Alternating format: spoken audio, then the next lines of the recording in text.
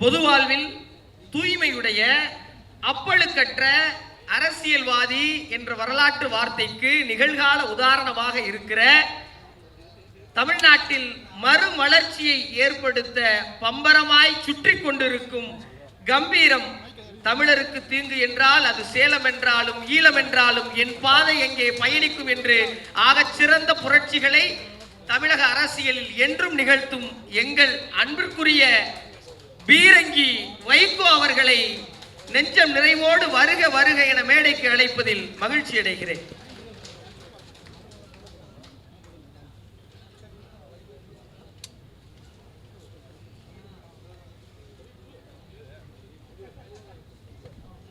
நூற்றி 40 ஆண்டுகள் அரசியல் வரலாறு கொண்ட ஆகப்பெரும் கட்சியின் மாநில தலைவராக இருக்கிற தமிழ்நாடு காங்கிரஸ் கமிட்டியின் மாநில தலைவர் திரு செல்வ பெருந்தகை சட்டமன்ற உறுப்பினர் அவர்களை அன்போடு வருக வருக என மேடைக்கு அழைக்கிறேன்.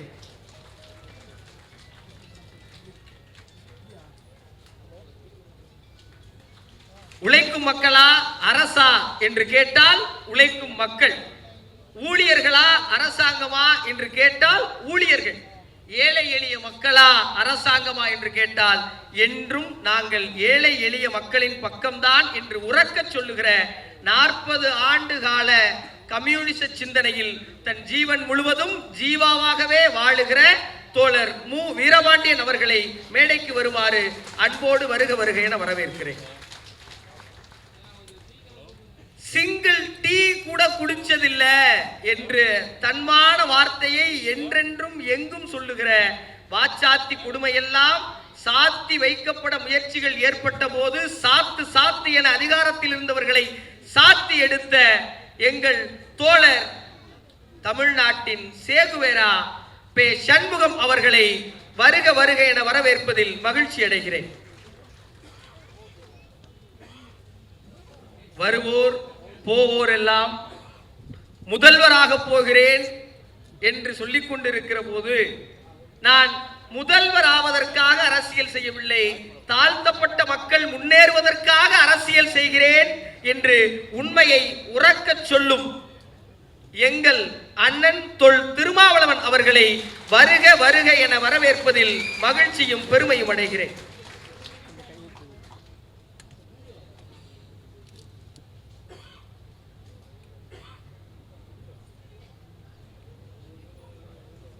இந்திய யூனியன் முஸ்லிம் லீக் அமைப்பினுடைய தலைவராக இருந்து தகைசால் பணிகளை செய்து கொண்டிருக்கிற பேராசிரியர் கே எம் காதர் மொஹைதீன் அவர்களை வருக வருக என மேடைக்கு அன்போடு அழைக்கிறேன்.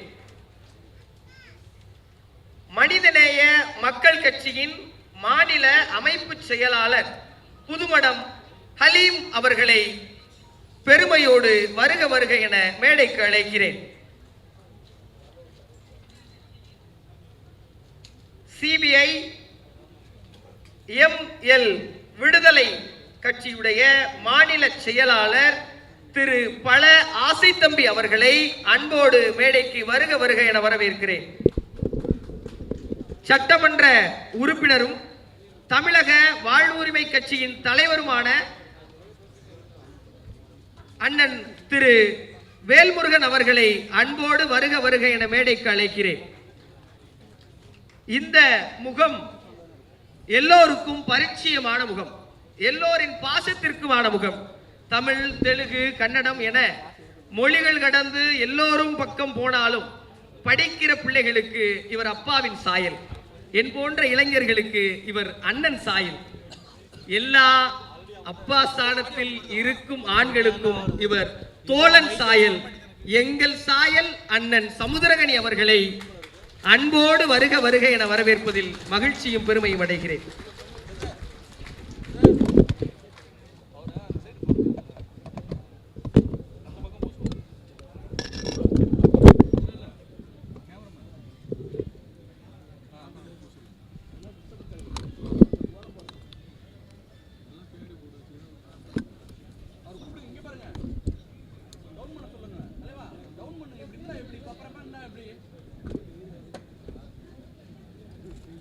அவரே டவுன் பண்ண சொல்லுங்க ஃப்ரண்ட்ல.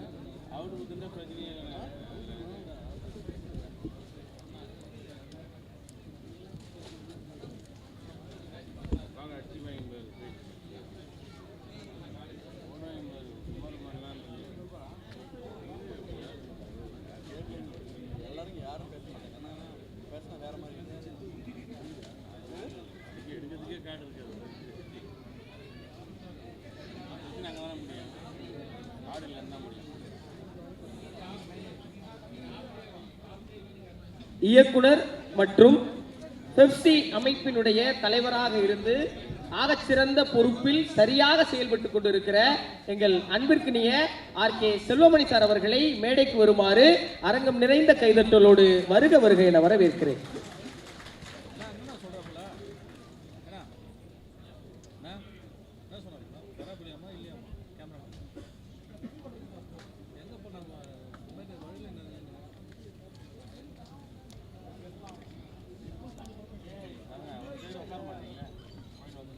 இந்த தகைசால் மேடையில் அரிசி உயிரின் மறுபெயர் திரைப்படத்தினுடைய இசைத்தட்டு வெளியிடப்படவிருக்கிறது. இந்த இசைத்தட்டு வெளியிட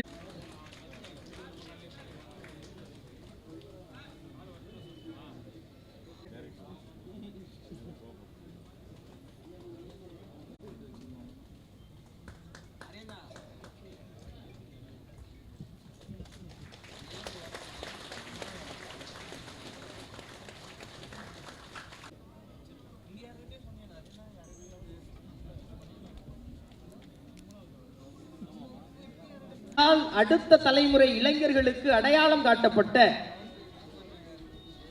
மறுமலர்ச்சி திராவிட முன்னேற்ற கழகத்தின் நிறுவனர் பொதுச் செயலாளர் எங்கள் ஐயா வைகோ அவர்களை அன்போடு வருக வருக என வரவேற்கிறேன்.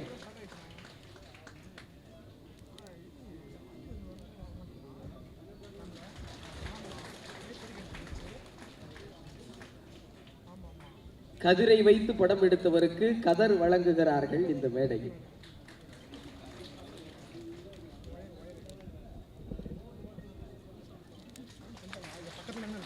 ராணுவ வீரனாகவும் செயல் வீரராகவும் இந்த படத்தில் தோன்றியிருக்கிற அண்ணன் சமுத்திரகனி அவர்களை மரியாதை செய்வதில் மகிழ்ச்சி அடைகிறோம். இயக்குனர் விஜயகுமார் அவர்களுக்கு எங்கள் ஐயா வைகோ அவர்கள் மனம் நிறைந்து வாழ்த்தி மரியாதை செய்கிறார்கள்.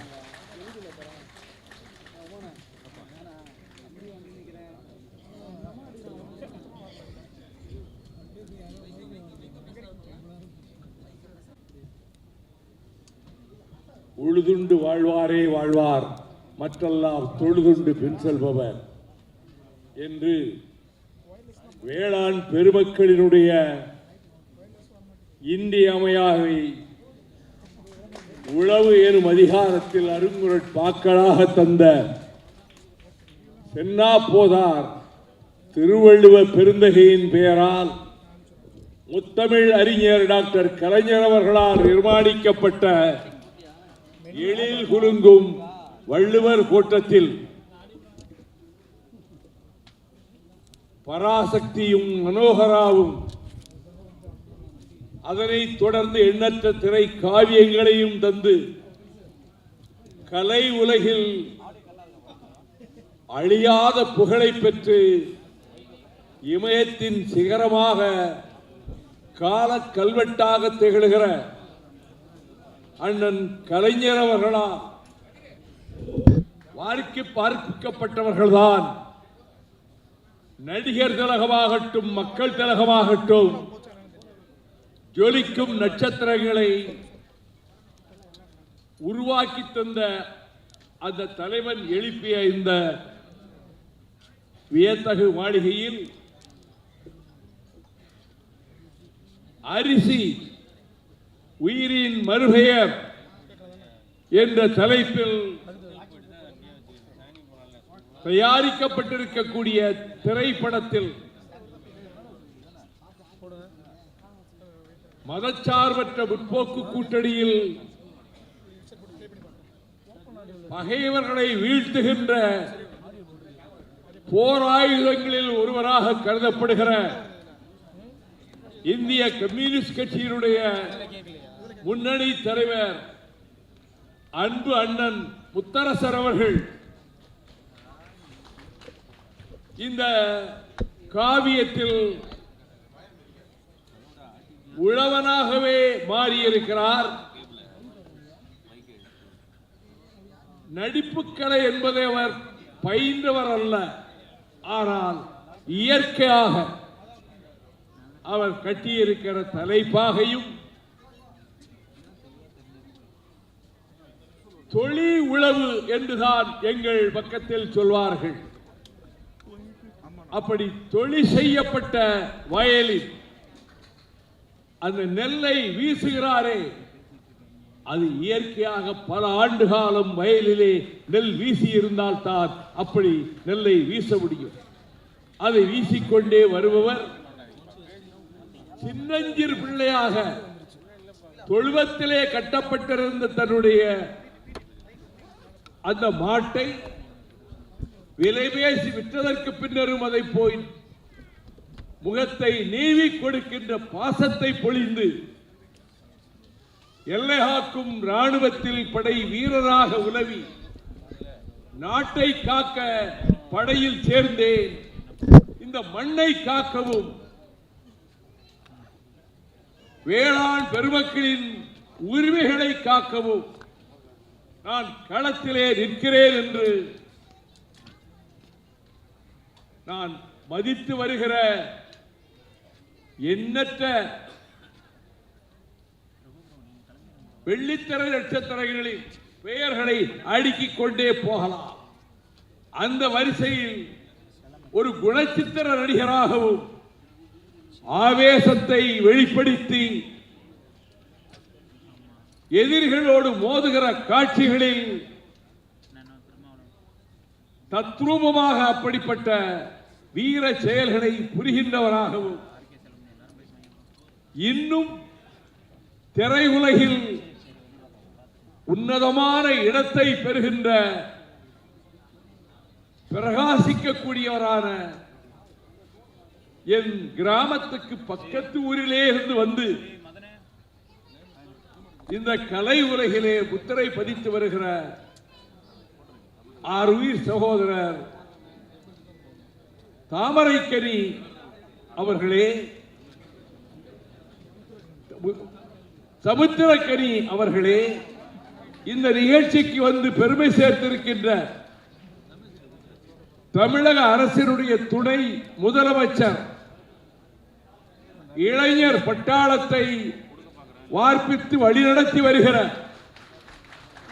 எதிர்வரும் தேர்தல் களத்தில் பகைவர்களை வீழ்த்துவதற்கு இப்பொழுதே சல்லடம் கட்டிவிட்ட பாசமிகு சகோதரர் உதயநிதி ஸ்டாலின் அவர்களே, இந்த மேடையிலே அமர்ந்திருக்கின்ற அரசியல் இயக்கங்களினுடைய தலைவர்களே, திரையுலக இயக்குநர்களே, செம்படை வீரர்களே, செய்தியாளர்களே, தொலைக்காட்சி ஊடக நண்பர்களே, இந்த அரங்கத்திலும் நாடெங்கும் இருக்கின்ற போது இந்த தமிழ்நாட்டையே பாதுகாப்பதற்காக நான் ஒருவன்தான் அவதரித்திருக்கிறேன். நான் தான் தமிழ்நாட்டினுடைய முதல் பாதுகாவலன் என்று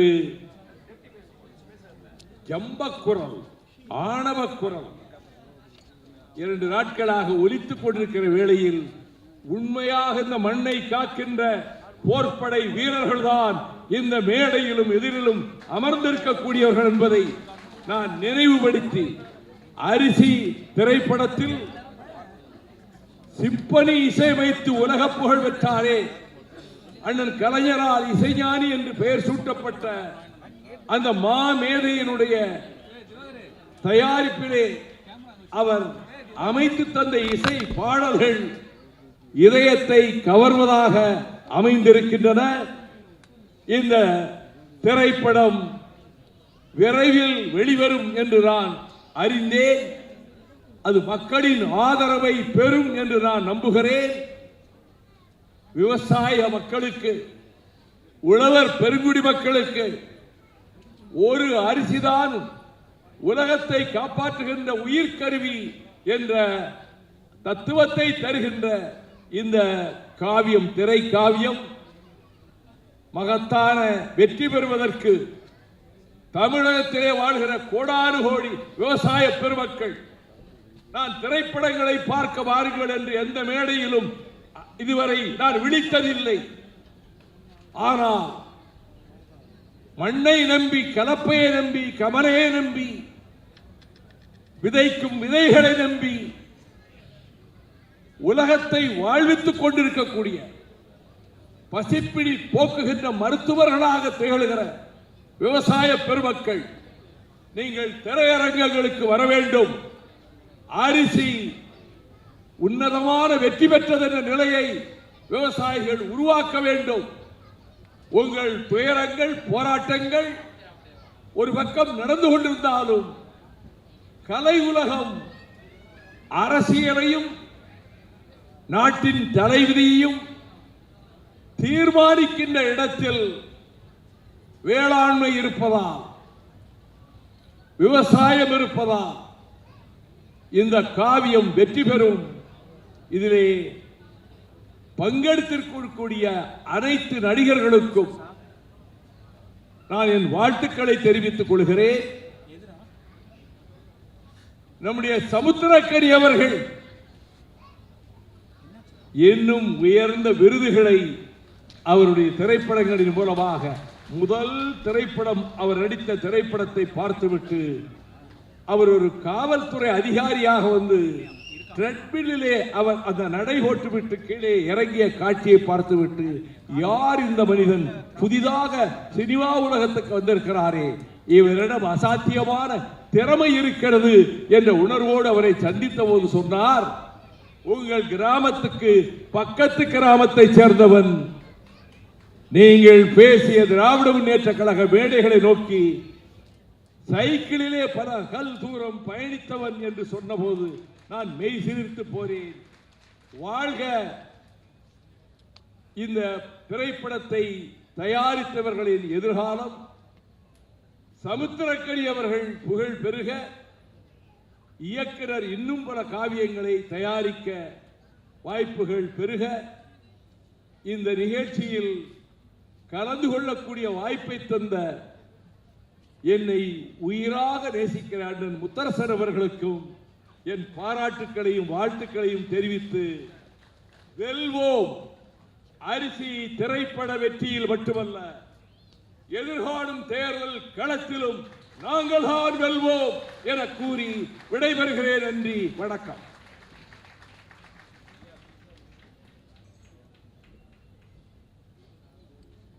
எந்த மேடைக்கு சென்றாலும் அதை தன் சொந்த மேடையாக மாற்றிக்கொள்ளும் தந்திரம் தெரிந்த எங்கள் ஐயா இந்த மேடையையும் தன் மேடையாக ஆக்கிக் கொண்டார். அவருக்கு எங்களுடைய அன்பு நிறைந்த நன்றி. அவர்களை இந்த விழாவில் பன்முகம் கொண்ட நடிகராக திரைப்படங்களிலே நடிக்க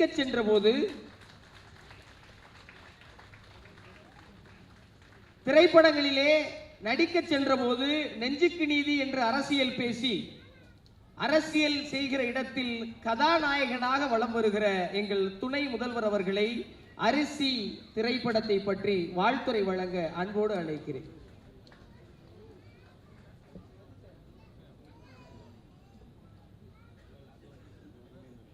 அண்ணன் முத்தரசன் அவர்கள் நடித்துள்ள அரிசி படத்தினுடைய ட்ரெய்லர் மற்றும் பாடல்கள் வெளியீட்டு விழாவில் கலந்து கொண்டிருக்கக்கூடிய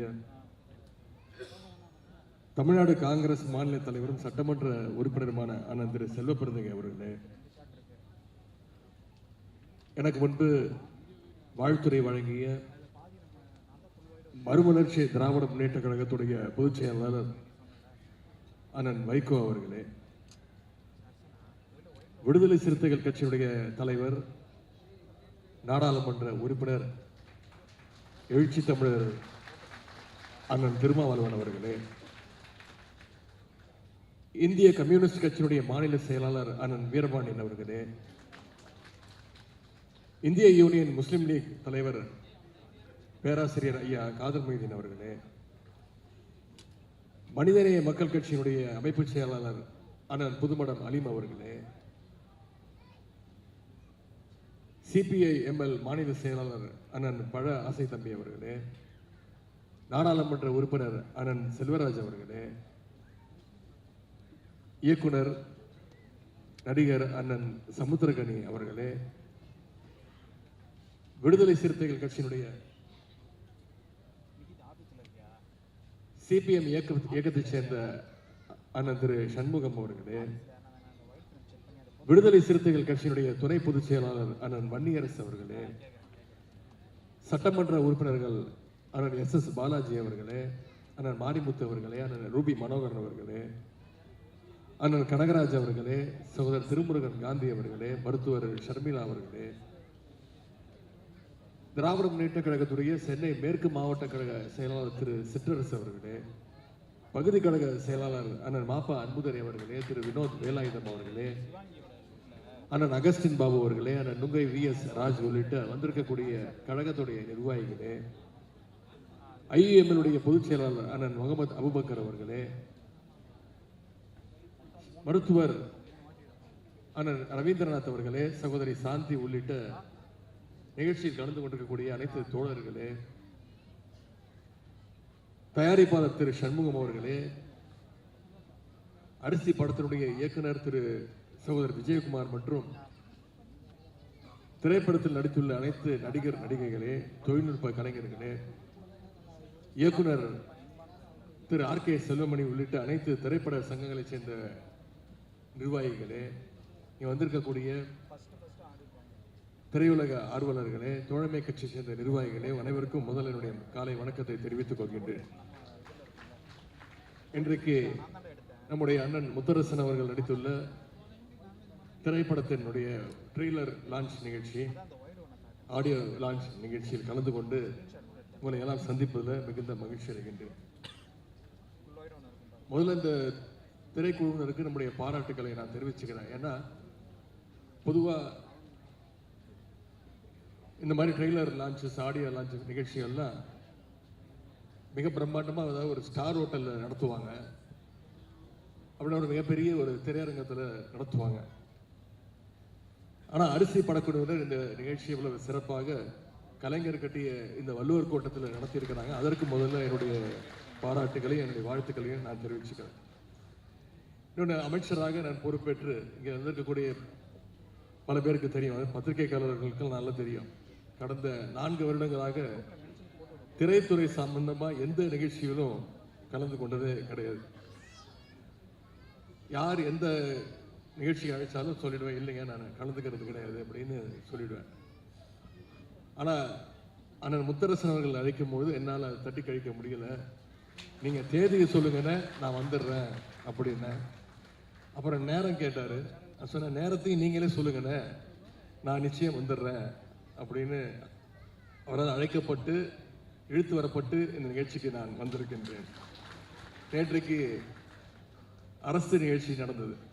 தமிழ்நாடு அரசு சார்பாக திரைப்பட விருதுகள் பல வருடங்களாக கொடுக்காம இருந்து, சென்ற அதிமுக ஆட்சியில் 10 வருடங்கள் கொடுக்கப்படாமல் நம்முடைய முதலமைச்சருக்காக ஒரு குழு அமைச்சு 2015 2022 ஆண்டு வரைக்கும் திரைப்பட விருதுகளை நான் கொடுப்பதற்கான அந்த வாய்ப்பு கிடைச்சது. நான் திரைத்துறையிலிருந்து வெளியில் வந்து இன்னைக்கு மக்கள் பணி ஆற்றிக் கொண்டிருக்கின்றேன். ஆனால் இன்னைக்கு நம்முடைய அண்ணன் இந்திய கம்யூனிஸ்ட் கட்சியினுடைய மூத்த தலைவர் அண்ணன் முத்தரசன் அவர்கள் இன்னைக்கு மக்கள் பணியிலிருந்து சினிமாவுக்கு என்ட்ரி கொடுத்திருக்கிறார். சினிமா துறைக்கு வந்திருந்தாலும் இந்த படம் எவ்வளவு பெரிய வெற்றியை பெற்றாலும் நிச்சயம் மக்கள் பணிதான் அவருக்கு முதல்ல இம்பார்ட்டன்ஸ் கொடுப்பாரு. அதுல யாருக்கும் எந்த சந்தேகம் வேண்டாம். அவர் சினிமாவோட உச்சத்துக்கு போனாலும், கெரியருடைய உச்சத்துக்கு போனாலும், அவர் எப்பவுமே விரும்புவது மக்களோடு மக்களாக இருப்பது என்பதை தமிழ்நாட்டு மக்கள் அனைவருக்கும் நன்றாக தெரியும். அரசியலிருந்து சினிமாவுக்கு வந்திருக்கக்கூடிய அண்ணன் முத்தரசன் அவர்களுக்கு நானும் சில காலம் திரைத்துறையில் இருந்தவன், முன்னாள் திரைத்துறையில் இருந்தவன் அப்படிங்கிற வகையில் என்னுடைய வாழ்த்துக்களை நான் தெரிவித்துக் கொள்கின்றேன். மக்களுக்காக பல ஆண்டுகள் களப்போராளியாக உழைத்தவர் தான் அண்ணன் முத்தரசன் அவர்கள்.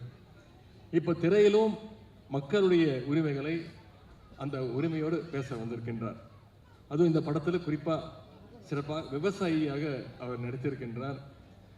அவர் அந்த போஸ்டர், இந்த ட்ரெய்லர், பாடல்களை எல்லாம் பார்க்கும் பொழுது இயல்பிலேயே ஒரு விவசாயிங்கிறதுனால விவசாயியாக நடித்திருக்கிறார் என்று சொல்வதை விட ஒரு விவசாயியாக அவர் வாழ்ந்திருக்கிறார் என்று சொன்னால் அது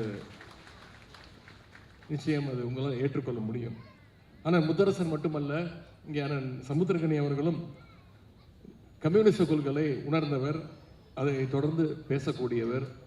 விவசாயிகளுடைய உரிமைக்காக கம்யூனிஸ்டுகள் களத்தில் இறங்கினா நிச்சயம் அதில் எப்பவுமே வெற்றி பெற்றிருக்கிறாங்க. இந்த முறையும் வெற்றி பெறுவாங்க. இந்த படமும் அதே போல நிச்சயமாக ஒரு வெற்றி படமாக அமையும். இந்த படத்தினுடைய தலைப்பு அரிசி உயிரின் மறுபெயர் அப்படின்னு வச்சிருக்கிறாங்க. இந்த அரிசிக்காக ஒரு காலத்தில் மக்கள் எவ்வளவு கஷ்டப்பட்டாங்க. பண்ணையாளர்கிட்ட வாழ்க்கை முழுக்க அடிமையெல்லாம் இருந்தாங்க. காலமெல்லாம் வயல்லையே வேலை பார்த்தாலும் அவங்களுக்கு ஒரு நேர சாப்பாட்டுக்கு கூட வழி இல்லாமல் இருந்துச்சு. அப்படிப்பட்ட விவசாய தொழிலாளருடைய உரிமைக்காக களத்தில் இறங்கி கம்யூனிஸ்டுகள் இதுவரைக்கும் எத்தனையோ போராட்டங்களை நடத்தியிருக்கிறாங்க. அதில் வெற்றியும் கண்டிருக்கிறாங்க. அதனால தான் டாக்டர் கலைஞர் அவர்கள் அடிக்கடி சொல்வார், நான் மட்டும் தந்தை பெரியார் அவர்களையும் அண்ணாவையும் என்னுடைய வாழ்க்கையில் நான் சந்திக்காமல் இருந்திருந்தேன்னா நானும் ஒரு கம்யூனிஸ்ட் தொழிலாக மாறியிருப்பேன் அப்படின்னு கலைஞர் அடிக்கடி சொல்வார். அப்படிப்பட்ட கலைஞர் அவர்கள் தான் 1969 ஆட்சிக்கு பொறுப்பு வந்ததுக்கு பிறகு ஏழை எளிய மக்களுக்கு அரிசி கிடைப்பதற்கான எல்லா வழிகளையும் செஞ்சு கொடுத்தார். ஒருபடி அரிசிக்காக யாரும் இன்னொருத்தர் வீட்டு வாசல்ல போய் நீ காத்து நிற்கக்கூடாதுன்னு அந்த நிலைமையை தமிழ்நாட்டில் ஏற்படுத்தியவர் டாக்டர் கலைஞர் அவர்கள். இன்னும் சொல்லணும்னா 2006 சட்டமன்ற தேர்தல் பொழுது கலைஞர் அவர்கள் ஒரு தேர்தல் வாக்குறுதி கொடுத்தார். 2 ரூபாய்க்கு 1 கிலோன்னு முதல்ல அறிவிச்சவர் அவர் தான். அது அந்த காலத்தில் மக்கள்கிட்ட மிகப்பெரிய ஒரு வரவேற்பை பெற்றுச்சு. ஏன்னா அந்த காலத்தில் பல குடும்பங்களுக்கு அரிசி சோறுங்கிறது மிகப்பெரிய ஒரு கனவாக இருந்துச்சு. அந்த கனவை நினைவாக்கியவர் டாக்டர் கலைஞர் அவர்கள். பின்னாடி அந்த 2 ரூபாயை 1 ரூபாயாவும் அவர் குறைச்சாரு. அதோட அடுத்த கட்டமாக தான் இன்னைக்கு விலையில்லா அரிசியும் வந்திருக்கு. மக்களுடைய அடிப்படை தேவையான இருந்த அரிசி பிரச்சனையை போக்கியவர் டாக்டர் கலைஞர் அவர்கள். எனவே அந்த வகையில் விவசாயிகள் உரிமைக்கான இந்த படம் நிச்சயம் வெல்லும் அப்படின்ற அந்த நம்பிக்கை எனக்கு இருக்கின்றது. அண்ணன் முத்தரசன் அவருடைய அரசியல் களப்பணியும் அதே போல கலைப்பணியும் மேன்மேலும் சிறக்கட்டும்னு உங்கள் அனைவரும் சார்பாக நான் வாழ்த்துகின்றேன்.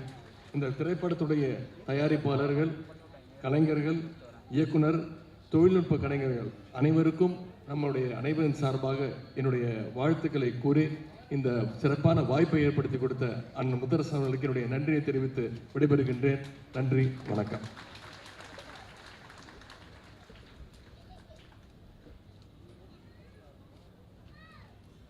கெரியரின் உச்சம் செல்ல வாழ்த்தி, கெரியரின் உச்சம் சென்றாலும் என்ன செய்ய வேண்டும் என்று அறிவுறுத்தி நல்லதோர் உரை வழங்கிய எங்கள் துணை முதல்வர் அவர்களுக்கு நன்றி. தொடர்ந்து வாழ்த்துறை வழங்குவதற்காக பொதுப்பணித்துறை என்றாலும் சரி, பொது வாழ்வு என்றாலும் சரி, எங்கே சமூக நீதி தடுமாறுகிறதோ அங்கே நான் அந்த ஏமாற்றத்தை நெருப்பு கொண்டு எரிப்பேன் அல்லது தண்ணீர் கொண்டு கரைப்பேன் என்று அணை திறப்பாக இருந்தாலும் அனைவரும் சமம் என்ற எண்ணம் வேண்டும் என்று நேரடியாக களம் சென்று எல்லோருக்கும் சமூக நீதி எவ்வளவு முக்கியம் என்பதை புரிய வைக்கிற எங்கள் தமிழ்நாடு காங்கிரஸ் கமிட்டியின் மாநில தலைவர், சட்டமன்ற உறுப்பினர் அண்ணன்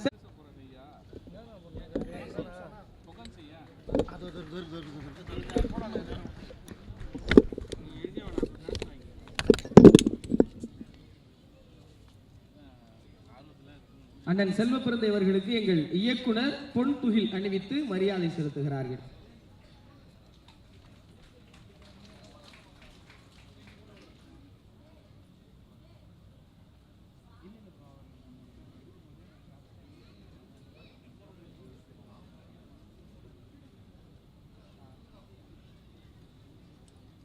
அரிசி திரைப்படத்தின் இசை மற்றும் ட்ரெய்லர் வெளியீட்டு விழாவிற்கு தலைமை ஏற்று உரையாற்றி சென்றிருக்கின்ற மாநில துணை முதலமைச்சர் அன்பு சகோதரர் மாண்புமிகு உதயநிதி ஸ்டாலின் அவர்களை, இந்த நிகழ்ச்சியில் கலந்து கொண்டு சிறப்பித்துக் கொண்டிருக்கின்ற திரைப்பட இயக்குனர், திரைப்பட நடிகர் என் அன்பு சகோதரர் சமுத்திரக்கனி அவர்களை, விடுதலை சிறுத்தைகளின் தலைவர் எழுச்சி தமிழர் அண்ணன் தொல் திருமாவளவன் அவர்களை, இந்திய கம்யூனிஸ்ட் மார்க்சிஸ்ட் கட்சியின் மாநில செயலாளர் தோழர் பே சண்முகம் அவர்களை, இந்திய கம்யூனிஸ்ட் கட்சியின் மாநில செயலாளர் தோழர் வீரபாண்டியன் அவர்களை, இந்த நிகழ்ச்சியில் கலந்து கொண்டு சிறப்பித்துக் கொண்டிருக்கின்ற வெற்றி இயக்குனர் அண்ணன் ஆர்.கே. செல்வமணி அவர்களை, மற்றும் இந்த நிகழ்ச்சியில் கலந்து கொண்டிருக்கின்ற இந்திய யூனியன் முஸ்லீம் லீக்கின் தலைவர் பேராசிரியர் தகைசால் தமிழர் ஐயா காதர் மொய்தீன் அவர்களை, சட்டமன்ற உறுப்பினர் அன்பு சகோதரர் பாலாஜி அவர்களை, மருத்துவர் ஷர்மிளா அவர்களை, மற்றும் நாடாளுமன்ற சட்டமன்ற உறுப்பினர்களை, எங்களுடைய காங்கிரஸ் பேரியக்கத்தின் துணைத் தலைவர் அண்ணன் சொர்ணா சேதராமன் அவர்களை, நாங்குநேரி சட்டமன்ற உறுப்பினர் அன்பு சகோதரர் ரூபியார் மனோகரன் அவர்களை, மற்றும் இந்த திரைப்படத்தில் நடித்திருக்கின்ற திரைப்பட நடிகர் நடிகைகள், இயக்குனர் மற்றும் எல்லோருக்கும் எங்களுடைய செங்கோடி ஏந்தி வந்திருக்கின்ற தோழர்களுக்கு வணக்கத்தை தெரிவித்து, இந்த திரைப்படம் என்பது ஒரு வெற்றி திரைப்படமாக மாற வேண்டும். இந்த காலகட்டத்திற்கு எது தேவையோ அதை தோழர் முத்தரசன் அவர்கள் முன்னெடுத்திருக்கிறார். நேற்றைய தினம் கூட ஒரு வேளாண்மை கருத்தரங்கத்தில் நான் கலந்து கொள்ளும் பொழுது, இந்தியாவில் 53.8 மில்லியன் அரிசி பற்றாக்குறை இருக்கிறது. 2023-24 ஒப்பிட்டு பார்க்கும் பொழுது ஒரு ஆண்டும் அரிசியுடைய உற்பத்தி குறைந்து வருகிறது. வேளாண்மை திட்டங்கள் இங்கே இந்தியாவில் சரியாக செயல்படவில்லை. ஒரு பக்கம் இயற்கையுடைய சீற்றம், பருவமழை மாறி பொய்வது, வறட்சி ஏற்படுவது, தட்பவெட்ப நிலை மாறுவது, மண்ணுடைய தன்மையை ஒரு புறமும் தொழிற்சாலைகள் நிறைந்த இந்த நச்சுக்களால் மண்வளம் மாறுகிறது. ஆகவே இப்படிப்பட்ட சூழலில் இந்தியாவில் அரிசி உற்பத்தி குறைந்து கொண்டே இருக்கிறது. 53.8 மில்லியன் மெட்ரிக் டன் பற்றாக்குறை இருக்கிறது என்று ஆய்வறிஞர்கள் அறிக்கை அளித்திருக்கிறார். விவசாயிகள் சேற்றில் காலை வைத்தால்தான் நாம் சோற்றில் கையை வைக்க முடியும் என்று எல்லோருக்கும் தெரியும். ஆனால் இந்த வேளாண்மை துறை தினம் தினம் இந்தியாவில் அழிந்துவதற்கு காரணம் ஒரு நேர்மையற்ற ஆட்சி 12 ஆண்டுகளாக இந்தியாவில் செயல்பட்டு கொண்டிருக்கின்றன. ஏற்கனவே வேளாண்மை குடிமக்களுக்கு எதிராக 3 கருப்பு சட்டங்களை நாடாளுமன்றத்தில் எந்த விவாதமும் இல்லாமல், வாக்கெடுப்பும் இல்லாமல் பாஜக அரசு வேளாண்மை குடிமக்களுக்கு எதிராக, விவசாயிகளுக்கு எதிராக அந்த சட்டத்தை கொண்டு வந்தார்கள். இந்தியாவில் உள்ள அனைத்து வேளாண்மை குடிமக்களும் விவசாய பெருங்குடி மக்களும் ஒன்று திரண்டு புதுடெல்லியை முற்றுகையிட்டு 13 மாதங்கள் போராட்டம். அந்த 13 மாத போராட்டத்தில் பல உயிர்கள் பலி கொடுத்தனர். அதற்கு பிறகு மோடி அவர்களுக்கு தெளிவு வந்து, எப்படி இரவோடு இரவாக எந்த விவாதமும் இல்லாமல் 3 கருப்பு சட்டத்தை, புதிய வேளாண்மை சட்டத்தை கொண்டு வந்தார்களோ, அந்த 3 கருப்பு சட்டத்தை திரும்ப பெற்றார்கள். திரும்ப பெறுவதற்கு 13 மாத போராட்டம், 60க்கும் மேற்பட்ட உயிர் பலி, விபத்து, கார் ஏற்றி கொல்லும் அளவிற்கு கொலை நடந்தது. ஆனால் இப்பொழுதும் அமெரிக்காவிடம் வர்த்தக ஒப்பந்தத்தில் இந்திய வேளாண்மை குடிமக்களுடைய வாழ்வாதாரத்தை அடகு வைத்திருக்கிறார்கள். ஆகவே இந்த காலகட்டத்திற்கு இந்த அரிசி என்ற படம் திரைப்படமாக வருவதை விட நாம் இதை பாடமாக எடுத்து விவசாயத்தை நாம் பாதுகாக்க வேண்டும். விவசாய பெருங்குடி மக்களுடைய வாழ்வாதாரத்திற்கு நாம் உறுதுணையாக இருக்க வேண்டும். ஆகவே இந்த திரைப்படம் வெற்றி படமாக மாற வேண்டும், எல்லோரும் பார்க்க வேண்டும். ஆகவே நாங்கள் தமிழ்நாடு காங்கிரஸ் கமிட்டியின் சார்பாக ஒரு நாள் இந்த திரைப்படத்தை வெளியிட இருக்கிறோம் என்று ஏற்கனவே கூறியிருந்தோம். அதற்குரிய செலவையும் தமிழ்நாடு காங்கிரஸ் கமிட்டியுடைய அறக்கட்டளை ஏற்கும். இப்படிப்பட்ட திரைப்படங்களை ஊக்குவிக்க வேண்டும். ஆகவே இந்த திரைப்பட இயக்குனருக்கும் நடிகருக்கும் பொது வாழ்க்கையில் இருந்து கொண்டே திரைப்படத்துறைக்கு வந்திருக்கின்ற தோழர் முத்தரசன் அவர்களுக்கும் என்னுடைய மனமார்ந்த பாராட்டுதலையும் வாழ்த்தியும் தெரிவித்து விடைபெறுகிறேன். நன்றி, வணக்கம், ஜெய்.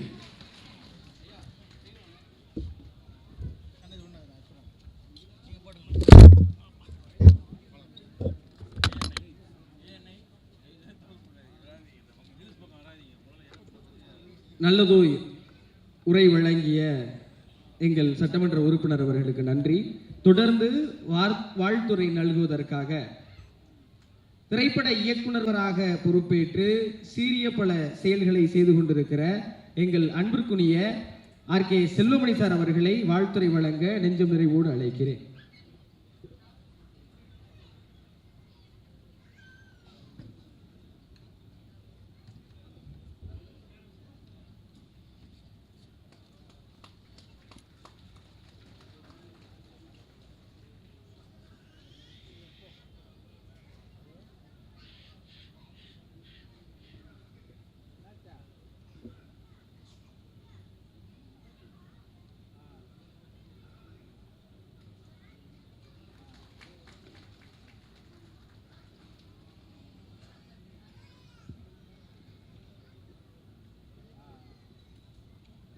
அரிசி திரைப்படத்தின் இசை மற்றும் ட்ரெய்லர் வெளியீட்டு விழாவுக்கு வருகை தந்துள்ள வாழ்த்து சென்றுள்ள அண்ணன் வைகோ அவர்களே, மாண்புமிகு தமிழக முதல்வர் அவர்களே, தற்பொழுது வாழ்த்து விடைபெறுகின்ற சகோதரர் செல்வ பெருந்தகை அவர்களே, விழா மேடையில் இருக்கின்ற தோழர் திருமாவளவன் அவர்களே மற்றும் இந்த திரைப்படத்தின் கதாநாயகன் தோழர் முத்தரசன் அவர்களே, என்னுடைய சகோதரர் திரு சமுத்திரக்கனி அவர்களே, மற்றுள்ள நண்பர்களே, விழாவுக்கு வருகை தந்துள்ள சகோதரர்களே, உங்கள் அனைவருக்கும் என்னுடைய முதற்கண் வணக்கம். அரிசி திரைப்படம் ஒரு திரைப்படம் மட்டுமல்ல, தற்போது தமிழ்நாட்டிற்கும் இந்தியாவிற்கும் தேவையான ஒரு விஷயத்தை, அரிசி திரைப்படத்தை சகோதரர் விஜயகுமார் அவர்கள் இயக்கியிருக்கிறார். இந்த அரிசி திரைப்படமாக பார்ப்பதை விட நான் ஒரே ஒரு விஷயம் மட்டும் நினைவுக்கு வருகிறது. கம்யூனிஸ்ட் கட்சிகள் கலைக்கு தமிழ்நாட்டில் கையில் எடுத்திருந்தால் திராவிட இயக்கங்களே கூட தோன்றியிருக்கிறது. நீங்கள் எல்லாம் கலையை கைவிட்டதால் தான் அதன் மூலமாக உங்களுடைய கருத்துக்களை தமிழ்நாட்டில் பரப்பி திராவிட இயக்கம் ஆட்சிக்கு வந்தது. காலம் கடந்தாலும் பெட்டர் லேட் தென் நெவர் என்பதை போல கம்யூனிஸ்டுகள் இப்போ தற்போது கலையை கையில் எடுத்துக்கிறார்கள். தமிழக மக்களுக்கு கலையின் மூலமாக சொன்னால் மிக சிறப்பாக சென்றடையும். தற்போதுள்ள சூழ்நிலையில் திரைப்படத்துறையில் அரிசி போன்ற திரைப்படங்களை இயக்குவதோ அதை வெளிக்கொண்டு வருவதோ சாதாரண விஷயம் அல்ல. வெளியே வர முடியாத ஒரு சூழ்நிலை இருக்கின்றது. சகோதரர் செல்வ பெருந்தகை சொல்லும்போது மிக நல்ல விஷயத்தை சொல்லியிருந்தார்.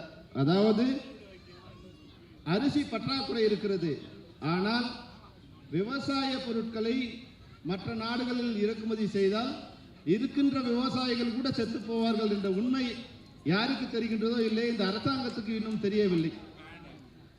அரிசி நமக்கு மிக தேவையான ஒன்று. கோதுமை நமக்கு உடம்பு சரியில்லைனா தான் கோதுமை தேவைப்படும். அரிசி தமிழ்நாட்டினோட உணவு. இந்த அரிசியை கோதுமை ஜெயிக்கக்கூடாது, கோதுமையை மக்காச்சோளம் ஜெயிக்கக்கூடாது. அதுதான் இந்த அரிசி திரைப்படத்தின் மூலம் நாங்கள் சொல்ல விரும்புகிற விஷயம். அமெரிக்காவில் நம்மளை மாதிரி 10 சென்ட் 20 சென்ட் 30 சென்ட் வச்சுக்கிற குறுநில விவசாயிகளே கிடையாது. 1000 acre 2000 acre 3000 acre 100 acre 100,000 acre வரைக்கும் வச்சுக்கிட்டு விவசாயம் பண்ணுறவங்க 1000 ஏக்கரை 2 விவசாய தொழிலாளர்கள் வச்சு வேலை செய்ய முடியும். கம்பேர் பண்ணும்போது நம்மளை விட அவங்களுக்கு உற்பத்தி செய்கிற விலை ரொம்ப குறைவு. அந்த விலையோடு நம்ம விவசாயிகள் போராட முடியாது. ஏற்கனவே நம்ம விவசாயத்துக்கு தகுந்த விலை இல்லாமல் செத்துக்கிட்டு இருக்காங்க. இதில் மார்க்கெட்டை விவசாய பொருட்கள் ஓப்பன் பண்ணிக்கிட்டா விவசாயிகள் அரிசி பற்றாக்குறை போல விவசாயிகளும் பற்றாக்குறை ஆகிடுவாங்க. அதுதான் இந்த நாட்டோட நிலைமை. தயவுசெய்து இது ஆளுங்கட்சி ஆளுநருங்க, மத்தியில் ஆளுறவங்களோ இதை சரியாக உணர்ந்துக்கிட்டோம். இதுதான் அரிசி திரைப்படம் மூலமாக, இந்த விழா மூலமாக மக்களுக்கு நாங்கள் சொல்ல நினைக்கிற விஷயம். அரிசி நம்மளுடைய உயிர்னு சொல்லியிருக்காங்க. நிச்சயமாக இந்த அரிசியை காப்பாற்ற வேண்டியது. அரிசியை மட்டும் இல்லை, அரிசி திரைப்படத்தை நீங்கள் பொதுமக்களாகிய நீங்கள், ஏன்னா நல்ல படம் வரலையே நல்ல படம் வரலையே நம்ம புலம்பிக்கிட்டே இருப்போம். ஆனால் நல்ல படம் வரும்போது நம்ம வீட்டில் உட்காந்து ஓட்டிட்டு வந்தால் பார்க்கலாம்னு நினைப்போம். அந்த நல்ல படங்களை நீங்கள் ஆதரிச்சா தான் அரிசி வரும், நெல் வரும், நம்ம சமூகத்துக்கு உயிர் வரும். அதனால் பொதுமக்களாகிய உங்களுக்கு ஒரு பங்கு இருக்குது. அரிசி போன்ற திரைப்படங்களை நீங்கள் வரவேற்பு தந்து அதே படங்கள் போல நிறைய படங்கள் வந்து வருவதற்கான ஒரு வாய்ப்பை உருவாக்கி தர வேண்டும் என்று கூறி உங்களிடம் விடைபெறுகின்றேன். நன்றி, வணக்கம். அரிசியைப் போலவே அரிசி திரைப்படத்தையும் நீங்கள் எல்லோரும் காப்பாற்ற வேண்டும். மனிதரும் தான் இருக்கிற கதாபாத்திரங்களில் தன்னையும் கரைத்து பார்ப்பவர்களையும் கரைக்கிற அன்புக்குரிய அண்ணன் நடிகர் மூனார் ரமேஷ் அவர்களை மேடைக்கு வருமாறு அன்போடு அழைக்கிறேன். ஒரு அரங்கம் நிறைந்த கைதட்டலோடு. தொடர்ந்து இந்நாள் மேடையில் உரை நிகழ்த்த சிபிஐ எம்எல் மாநில செயலாளர் மரியாதைக்குரிய ஐயா திரு பல ஆசி தம்பி அவர்களை அன்போடு அழைக்கிறேன்.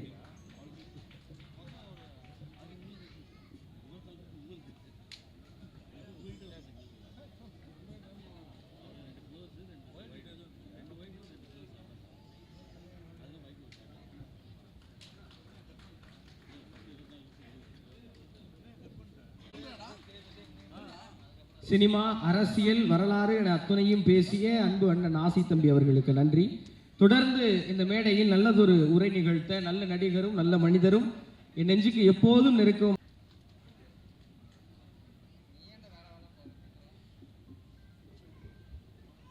அண்ணன் மூனார் ரமேஷ் அவர்களுக்கு ஐயா தோழர் முத்தரசன் அவர்கள் பொன் துகில் அணிவித்து மரியாதை செய்கிறார்கள்.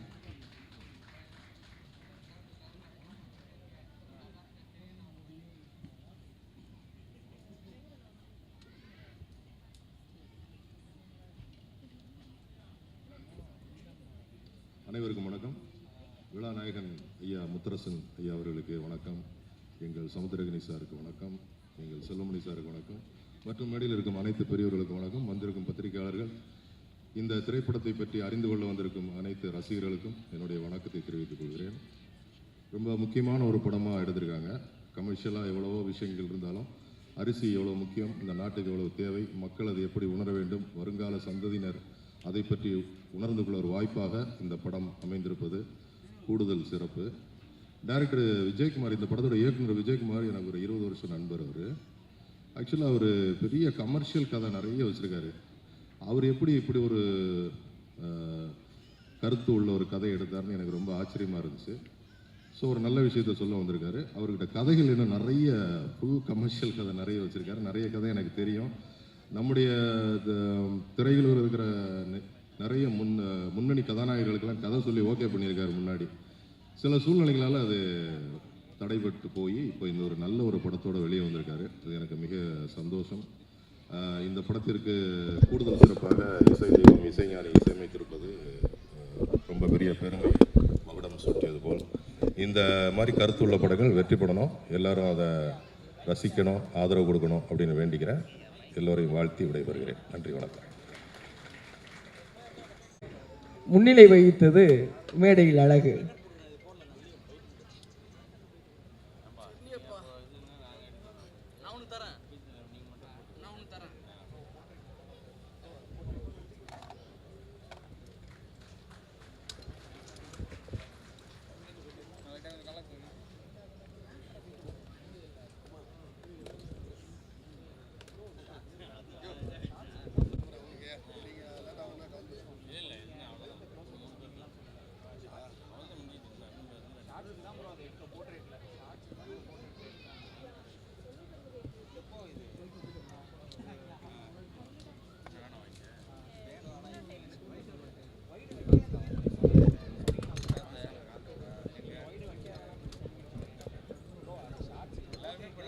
அளவற்ற அருளாளனும் நிகரற்ற அன்புடையவனுமாகிய எல்லாம் வல்ல இறைவனின் திருநாமம் போற்றி துவங்குகிறேன். பேரன்புக்கும் பெரும் மரியாதைக்கு உரிய அருமை சகோதரர் மாமா என்று பாசத்தோடு அழைக்கக்கூடிய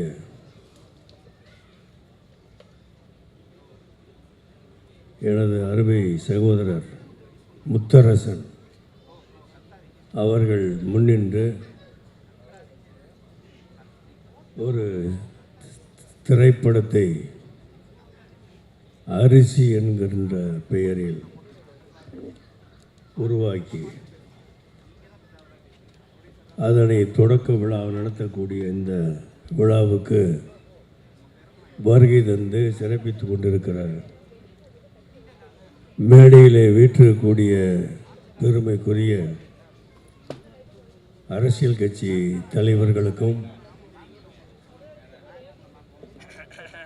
சினிமா துறையில் தங்களை ஈடுபடுத்தி கொண்டிருக்கிற அருமை சகோதரர்களுக்கும் திரளாக கூடியிருக்கிற சகோதரர்களுக்கும் சகோதரிகளுக்கும் எனது நல்வாழ்த்துக்களை முதலிலே நான் தெரிவித்துக் கொள்கிறேன்.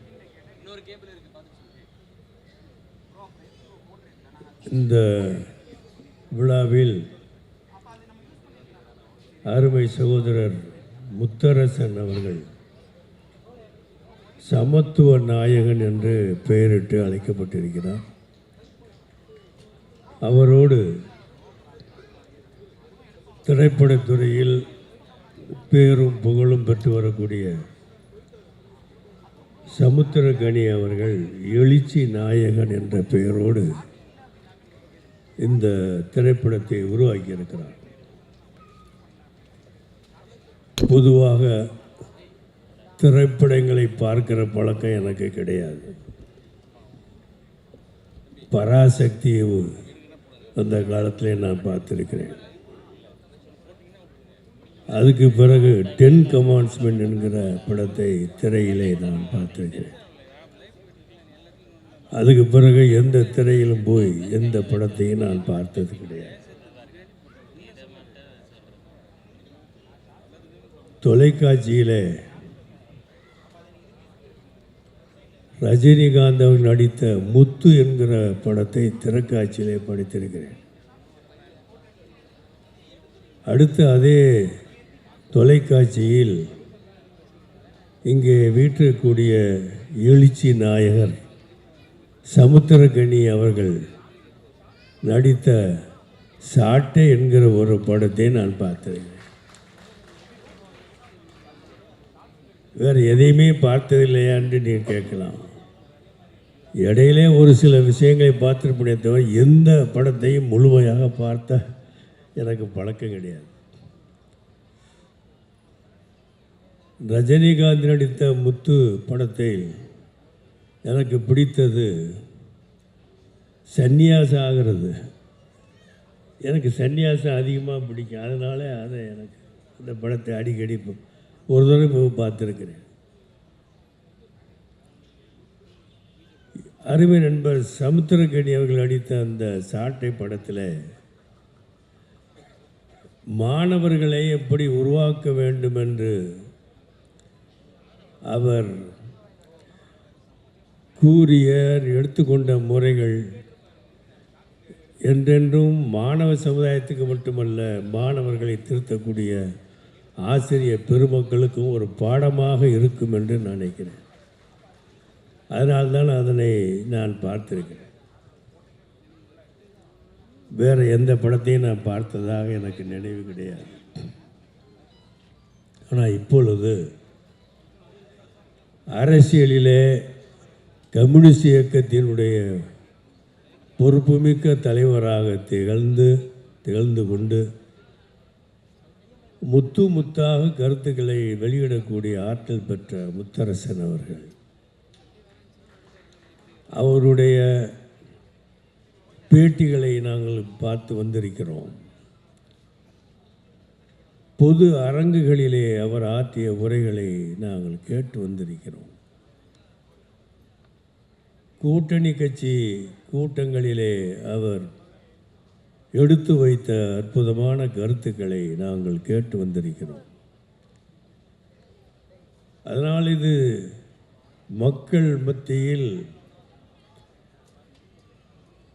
மக்கள் பணி ஆற்றக்கூடிய அற்புதமான முத்தரசன் ஐயா அவர்கள் இந்த அரிசி என்கிற இந்த படத்தை நடித்து அது இப்பொழுது வெளியிடப்பட்டிருக்கிறது. அரிசியை பற்றிய வரலாறு நிறைய உண்டு, நமக்கு தெரியும். அரபு நாட்டு வரலாற்றில் 2000க்கு மேற்பட்ட பேரீச்ச வகைகள் இருப்பதாக அந்த வரலாறிலே சொல்லியிருக்கிறார். 2000க்கு மேற்பட்ட பேரீச்சம் வகைகள். அது மாதிரி தமிழ்நாட்டில் அரிசி வகைகள் என்ன, இங்கு கூட சொன்னார்கள் 400க்கும் மேற்பட்ட அரிசி வகைகள் இருப்பதா. அதற்கு மேலும் நிச்சயமாக இருக்கும் என்று நான் நம்புகின்றேன். நூற்றுக்கணக்கான வகையான அரிசிகள். ஒரு காலத்தில் நான் வாழ்ந்த அந்த சிறிய கிராமத்தில்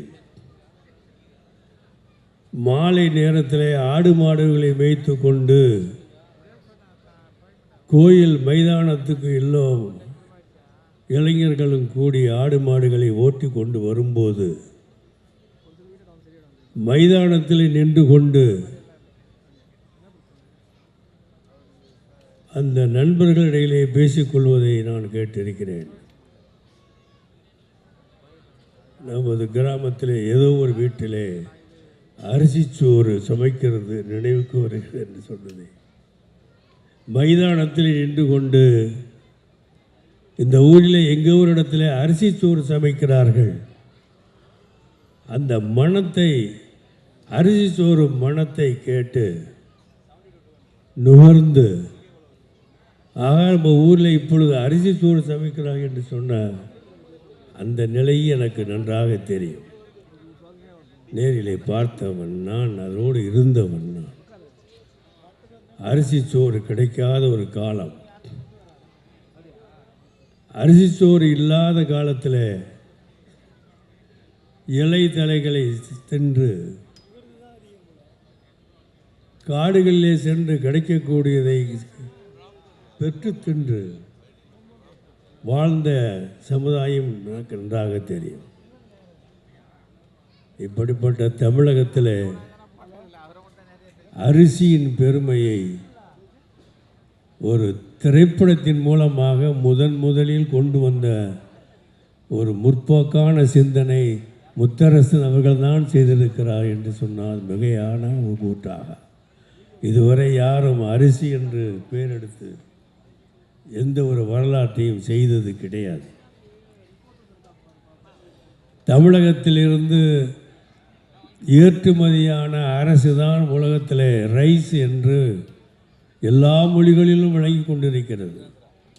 அது எங்கிருந்து போனது என்றால் இந்த தமிழ் மண்ணிலிருந்து போனது தான். ஆசிய நாடுகளுக்கு மட்டுமல்ல, ஐரோப்பிய நாடுகளுக்கும் ஏற்றுமதியானது இந்த அரிசி தான். ஆக இந்த அரிசியுடைய பெருமையை,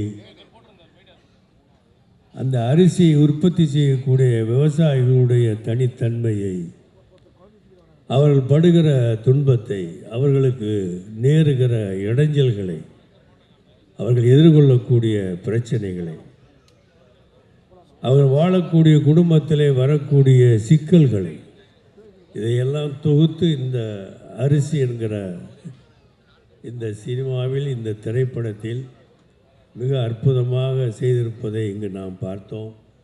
ஆக இத்தகைய ஒரு நல்ல காரியத்தை செய்திருக்கிற முத்தரசன் அவர்களுக்கும் அவர்களோடு இணைந்து இந்த வரலாற்று சிறப்புக்குரிய அரிசி என்கிற இந்த உயிர்ப்பு சக்தியான இந்த படத்தை உருவாக்கி தந்திருக்கிற அந்த பெருமக்களுக்கும் நாம் நன்றி சொல்ல கடமைப்பட்டிருக்கிறோம். அரிசி வாழ்க, அரிசி திரைப்படமும் வளர்க வெல்க. எல்லா மக்கள் மத்தியிலும் இந்த அரிசி முக்கியமான தேவையாக இருப்பது போல் இந்த அரிசி என்கிற படமும் எல்லாருடைய இல்லங்களிலும் இருக்க நான் வாழ்த்துகிறேன். நன்றி, வணக்கம், சலாம். விவசாயமும் விவசாயிகளும் கடுமையான நெருக்கடிக்கு உள்ளாகி இருக்கக்கூடிய காலத்தில் அரிசி என்கிற திரைப்படம் வெளிவர இருப்பது என்பது மிகுந்த முக்கியத்துவமுடையது. வயிற்றுக்கு சோறுடல் வேண்டும், இங்கு வாழும் மனிதருக்கெல்லாம் என்றான் மகாகவி பாரதி. ஆனால் அரிசி உற்பத்தியாவதற்கு மிக முக்கியமானது நஞ்சை நிலம். ஆனால் இன்றைக்கு நஞ்சை நிலங்கள் வேறு பணிகளுக்கு மாற்றக்கூடிய மாநிலங்களில் முதன்மையான மாநிலமாக தமிழகம் இருக்கிறது என்பதை நான் இங்கே கவனப்படுத்த விரும்புகிறேன். நஞ்சை நிலங்கள் மருத்துவமனைகளாக, வீட்டு மனைகளாக, பல்வேறு வளர்ச்சி திட்டங்கள் என்கிற பெயரில் வேறு பணிகளுக்கு மாற்றப்படுகிறது. குறிப்பாக நகர்ப்புறத்திலே வாழக்கூடியவர்கள் அல்லது உயர் வகுப்பை சார்ந்தவர்கள், உயர் வருமானம் பெறக்கூடியவர்கள், வீட்டுமனை விற்பனையாளர்கள், அவர்கள் என்ன நிலத்தை விற்றாலும் குறிப்பாக நஞ்சை நிலங்களை வாங்குவது, அதை வீட்டு மனைக்காக பயன்படுத்துவது என்கிற போக்கு இருந்து கொண்டிருக்கிறது. நாம் அந்த நேரத்தில் நாம் உண்ணுகிற உணவை பற்றியோ, இந்த அரிசி எங்கிருந்து வருகிறது என்பதை பற்றியோ எந்த விதத்திலும் நாம் கவனத்தில் கொள்வதில்லை. இன்னொன்றையும் நான் சொல்ல விரும்புகிறேன். திருமணங்களில் மணமக்களை வாழ்த்துவதற்கு அரிசியை வீசி வாழ்த்துவது என்கிற ஒரு பழக்கம் தமிழகத்திலே கடைபிடிக்கப்பட்டு கொண்டிருக்கிறது. இந்தியாவிலே பல மாநிலங்களிலும் கடைபிடிக்கப்பட்டு கொண்டிருக்கிறது. மணமக்களை வாழ்த்துவதற்காகத்தான் நாம் அந்த அரங்கத்திற்கே நாம் சென்றிருக்கிறோம். நாம் அரிசியை வீசவில்லை என்றாலும் மணமக்களை வாழ்த்தியதாகத்தான் அர்த்தம். ஆனால் அரிசியை வீசுவதன் மூலமாக அந்த அரிசி மணமக்களை சென்று சேருவதில்லை. அரிசி படத்தை வாழ்த்த வந்த அத்தனை பெரியவங்களுக்கு வணக்கம். இந்த படத்தில் டைரக்டர் ஜெயக்குமார் சார் ஒரு இதுவரைக்கும் பார்க்காத ஒரு சிசர் மனோரை ஒரு வித்தியாசமான கேரக்டர் இந்த படத்தில் எனக்கு ஒரு கொடுத்துருக்காரு. அருமையாக நல்ல கேரக்டர், படம் சூப்பராக வந்திருக்கு. இந்த படத்தை மிகப்பெரிய வெற்றி படமாக்க உங்கள் எல்லாரும் பொற்பாதம் கொடுத்துட்டு கேட்டுக்கிறேன். அரிசி படம் இதில் முத்தரசு ஐயா நடிச்சிருக்காங்க. ஃபஸ்ட்டு அவர் கூட நடிக்கும்போது நான் பயந்தேன், என்ன இவர் கூட ஐயா கூட போய் நம்ம நடிக்கிறோமேன்ட்டு. கடைசியில் பார்த்தா அவர் இப்படி ஒரு சிறப்பான நடிப்பை தருவார்ட்டு இந்த படம் பார்த்திங்கன்னா எல்லாம் தெரிஞ்சுப்பீங்க. இந்த படம் மிகப்பெரிய வெற்றி பெற வாழ்த்துக்கள். எல்லா கடவுளையும் வேண்டிக்கிறேன். நன்றி நன்றி நன்றி. ாகத்தான் பேசுவேன், உழைப்பாளர்களுக்குத்தான் தோள் கொடுப்பேன் என்று உரக்க கர்ஜிக்கும் இந்திய கம்யூனிஸ்ட் கட்சியுடைய மாநில செயலாளர் தோழர் மு வீரபாண்டியன் அவர்களை அன்போடு அழைக்கிறேன். தோழர் அவர்களுக்கு பொன் துகில் அணிவித்து மரியாதை செலுத்துகிறார்கள். தோழர்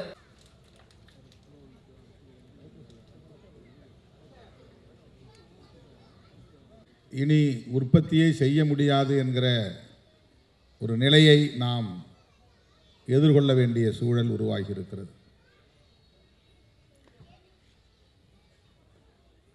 ஒரு வசனம், அண்ணன் பேசிய வசனம், நான் உற்பத்தி செய்கிறேன், விவசாயம் செய்கிறேன், நெல்லை உற்பத்தி செய்கிறேன், அதற்கான விலையை தீர்மானிக்க எனக்கு உரிமை இல்லையா என்ற கேள்வியை எழுப்புகிறார். நாம் இந்த கேள்வியில் உள்ள ஆழத்தை புரிந்து கொள்ள வேண்டும். இன்னும் ஆதார விலையை நிர்ணயிப்பதற்கு ஒரு சட்டத்தை கொண்டு வர முடியவில்லை.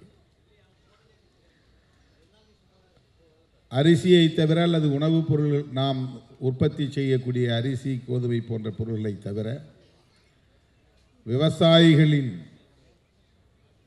உற்பத்தி பொருள்களை தவிர மற்ற பொருள்களுக்கு மற்றவர்கள் உற்பத்தி செய்கிறவர்கள் விலையை நிர்ணயிக்க முடிகிறது. ஆனால் விவசாயிகள் தாம் உற்பத்தி செய்யக்கூடிய பொருளை அதற்கான ஆதார விலையை நிர்ணயிக்க முடியாத ஒரு சூழல். இது எங்கே போய் முடியும்? விவசாய உற்பத்தி எதிர்காலத்தில் என்னவாக இருக்கப் போகிறது என்கிற அச்சத்தை நமக்கு ஏற்படுத்தி இருக்கிறது. பெரும்பாலான நிலங்கள் தரிசு நிலங்களாக மாறி வருகின்றன. சென்னை போன்ற பெருநகரங்களை ஒட்டி இருந்த பயிர் நிலங்கள் முழுவதும் இன்றைக்கு கார்ப்பரேட்டுகளுக்கு தாரை வார்க்கப்படுகின்றன. தொழில் வளர்ச்சி என்கிற பெயரில், ரியல் எஸ்டேட் என்கிற பெயரில் விவசாய நிலங்கள் அனைத்தும் இப்போது பிளாட்டுகளாக மாறிக்கொண்டிருக்கின்றன. நமக்கான தேவைக்கு நாமே உற்பத்தி செய்யக்கூடிய நிலை அருகி வருகிறது. ஒரு காலத்தில் நமக்கான காய்கறிகளை நம்மூர் சந்தையில், உள்ளூர் சந்தையில் நம்மால் பெற முடிந்தது. கம்பு, சோளம், வரகு போன்ற நமக்கான தானியங்களை நம்மால் உற்பத்தி செய்ய முடிந்தது.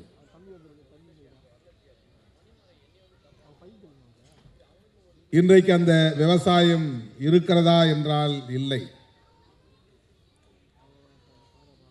நம்முடைய வீட்டில் இருக்கிற ஆடு மாடுகள் கழிவுகளை, சாணம், ஆட்டுப்புழுக்கை போன்றவற்றை சேமித்து வைத்து அவற்றை எருவாக மாற்றி விவசாயத்திற்கு நிலத்தை பண்படுத்துவதற்கு நாம் பயன்படுத்திய காலம் உண்டு. அரசாங்கம் நம்மை இதைத்தான் பயிர் செய்ய வேண்டும் என்று வற்புறுத்திய நிலை அப்போது இல்லை. ஆனால் இப்போது உலகச் சந்தைக்கான உற்பத்தி செய்ய வேண்டும் என்று விவசாயிகள் நிர்பந்திக்கப்படுகிறார்கள். கரும்பு உற்பத்தி, மக்காச்சோளம் உற்பத்தி, அதற்கு அவன் உரம் கொடுக்கிறான், அவனே பூச்சி மருந்தும் கொடுக்கிறான். விவசாயிகள் சுதந்திரமாக தமக்கான உற்பத்தியில் ஈடுபட முடியாத நிலை மாறி இப்போது அந்த உற்பத்தியையும், அதாவது உலகச் சந்தைக்கான உற்பத்தியையும் அவன் விரும்புகிறபடி மாற்றி அமைத்துக் கொண்டிருக்கிறான். அதிலும் இப்போது விவசாயிகளுக்கான சுதந்திரம் இல்லை. நிலங்கள் பறிபோய் கொண்டிருக்கின்றன. கோடிக்கணக்கான மக்கள் நிலமற்ற விவசாய கூலி தொழிலாளர்களாக இருக்கிறார்கள். விவசாயிகள் வேறு, விவசாய கூலி தொழிலாளர்கள் வேறு.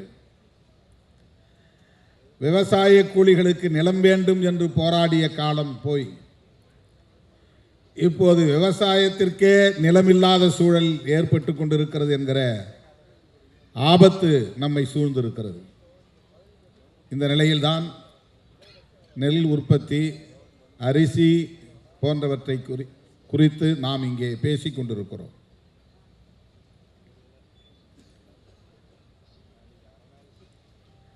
விவசாயம் பாழ்பட்டு போனால் எதிர்கால சந்ததியினரின் நிலை கவலைக்குரியதாக மாறும். வேளாண் சட்டங்கள் எந்த அளவுக்கு உழவர்களுக்கு எதிராக, விவசாயிகளுக்கு எதிராக, விவசாய தொழிலாளர்களுக்கு எதிராக கொண்டு வரப்பட்டது என்பதை நாம் அறிவோம்.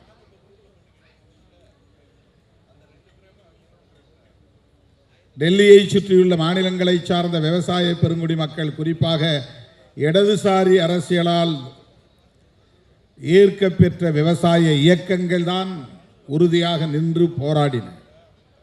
ஓராண்டுக்கு மேலாக தொடர்ந்து போராடி அந்த சட்டங்களை திரும்ப பெற வைக்கக்கூடிய சூழல் அரசியல் நிர்பந்தத்தின் காரணமாக உருவானது. பஞ்சாப், ஹரியானா போன்ற மாநிலங்களுக்கு அப்போது சட்டமன்ற பொது தேர்தல் வராமல் இருந்திருந்தால் கூட இந்த சட்டங்களை அவர்கள் திரும்ப பெற்றிருக்க மாட்டார்கள். ஆனால் விவசாய சட்டங்களை திரும்ப பெற்ற அரசு தொழிலாளர்களுக்கான சட்டங்களை, தொகுப்பு சட்டங்களை இன்னும் திரும்ப பெறவில்லை. 44 சட்டங்கள் இருந்தன, அவற்றையெல்லாம் 4 சட்டங்களாக தொகுத்து விட்டார்கள். தொழிலாளர்கள் சங்கம் அமைக்க முடியாத நிலை, தங்களுக்கான ஊதியத்தை, கூலியை கோரிக்கைகளாக வைக்க முடியாத நிலை, இதுவெல்லாம் எங்கே போய் முடியும் என்று கவலை அதிகரிக்கிறது. இப்படிப்பட்ட ஒரு சூழலில் ஒரு இடதுசாரி இயக்கத்தின் தலைவர் மக்களோடு மக்களாக களத்தில் நின்று போராடி அந்த மக்களுக்காக தன் வாழ்வை ஒப்படைத்துக் கொண்ட ஒரு தலைவர் இன்றைக்கு திரைத்துறையிலே தோன்றியிருக்கிறார், ஒரு நாயகனாக பாத்திரமேற்றிருக்கிறார் என்பது வெறும் திரை கவர்ச்சியான ஒரு அணுகுமுறை அல்ல, திரை கவர்ச்சிக்கான ஒரு அணுகுமுறை அல்ல. அதிலும் ஒரு அரசியல், நமக்கான அரசியல், இடதுசாரி அரசியல் விவாதிக்கப்படுவதற்கான தேவையை உணர்ந்து அவர் அதில் அடியெடுத்து வைத்திருக்கிறார் என்று நான் நம்புகிறேன். சமுத்திரக்கனி அவர்கள் பேசியதைப் போல இடதுசாரிகள் கலைத்துறையை நல்ல முறையில் பயன்படுத்தி கொள்ள வேண்டும் என்பதை நான் வழிமொழிகிறேன். இன்னும் அதிலே தீவிரம் காட்ட வேண்டிய தேவை இருக்கிறது. இந்தியாவில் எந்த மாநிலத்திலும் இல்லாத ஒன்று தமிழ்நாட்டிலே அரசியல் துறையும் கலைத்துறையும் பின்னி பிணைந்ததாக இருக்கிறது. தனக்கான முதலமைச்சரை திரையில் தேடுகிறவனாக தமிழன் இருக்கிறான் என்று நாம் பேசுவதை பார்க்கிறோம். இங்கே கருத்தியலுக்கு, போராட்டங்களுக்கு, தியாகங்களுக்கு, முற்போக்கு சிந்தனைகளுக்கு தரப்படுகிற முக்கியத்துவத்தை விட இத்தனை கோடி வருமானம் வரும் அந்த வருமானத்தையும் விட்டுவிட்டு அரசியலுக்கு வந்திருக்கிறார் எங்கள் தலைவர் என்று சொல்லக்கூடிய நிலை தமிழகத்திலே இருக்கிறது. திரைப்படத்துறையிலே வருமானத்தை விட்டுவிட்டு அரசியலுக்கு வந்து விட்டார். ஆகவே அவரை முதலமைச்சராக்க வேண்டும். ஊர் ஊராய் செல்ல வேண்டாம், மக்களுக்காக போராட வேண்டாம், வழக்குகளை சுமக்க வேண்டாம், தடியடி வாங்க வேண்டாம், சிறைச்சாலை செல்ல வேண்டாம், ஏகம் எதுவும் செய்ய வேண்டாம். திரையில் தோன்றினால் தமிழ்நாட்டின் முதலமைச்சராகிவிட முடியும். இது இந்தியாவில் எந்த மாநிலத்திலும் இல்லாத ஒரு நிலை. எல்லா மாநிலங்களிலும் திரைக்கலைஞர்கள் இருக்கிறார்கள், இயக்குநர்கள் இருக்கிறார்கள், சூப்பர் ஸ்டார்கள் இருக்கிறார்கள். அமிதாப் பச்சன் இந்தியாவிலேயே ஒரு புகழ்பெற்ற சூப்பர் ஸ்டார் தான். ஆனால் அவர் முதலமைச்சராக ஆசைப்பட்டதில்லை. கேரளாவிலே அப்படி பல சூப்பர் ஸ்டார்கள் உண்டு, மம்முட்டி போன்றவர்கள். அவர்கள் முதலமைச்சராக ஆசைப்பட்டதில்லை. ஆந்திராவிலும் உண்டு, கர்நாடகாவிலும் உண்டு. ஆனால் இந்தியாவில் மட்டும்தான் ஒரு படத்தில் நடித்தால் போதும் அடுத்து முதலமைச்சராகலாம் என்கிற நிலை.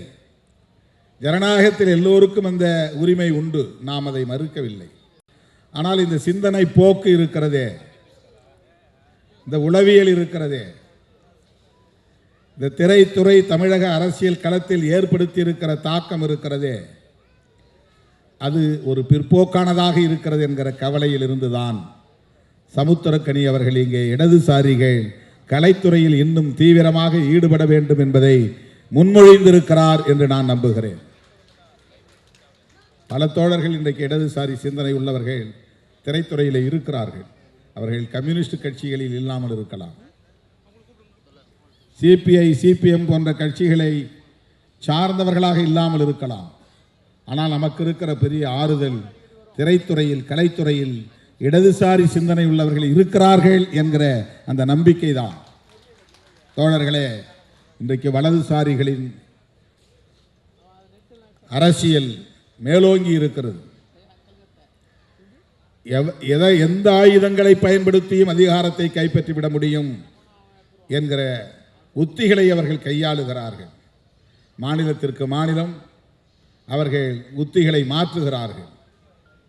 தமிழ்நாட்டிலே சிவபெருமானை சொல்லியோ அல்லது மகாவிஷ்ணுவை சொல்லியோ ராமபிரானை சொல்லியோ அரசியல் செய்து வெற்றி பெற்றுவிட முடியாது.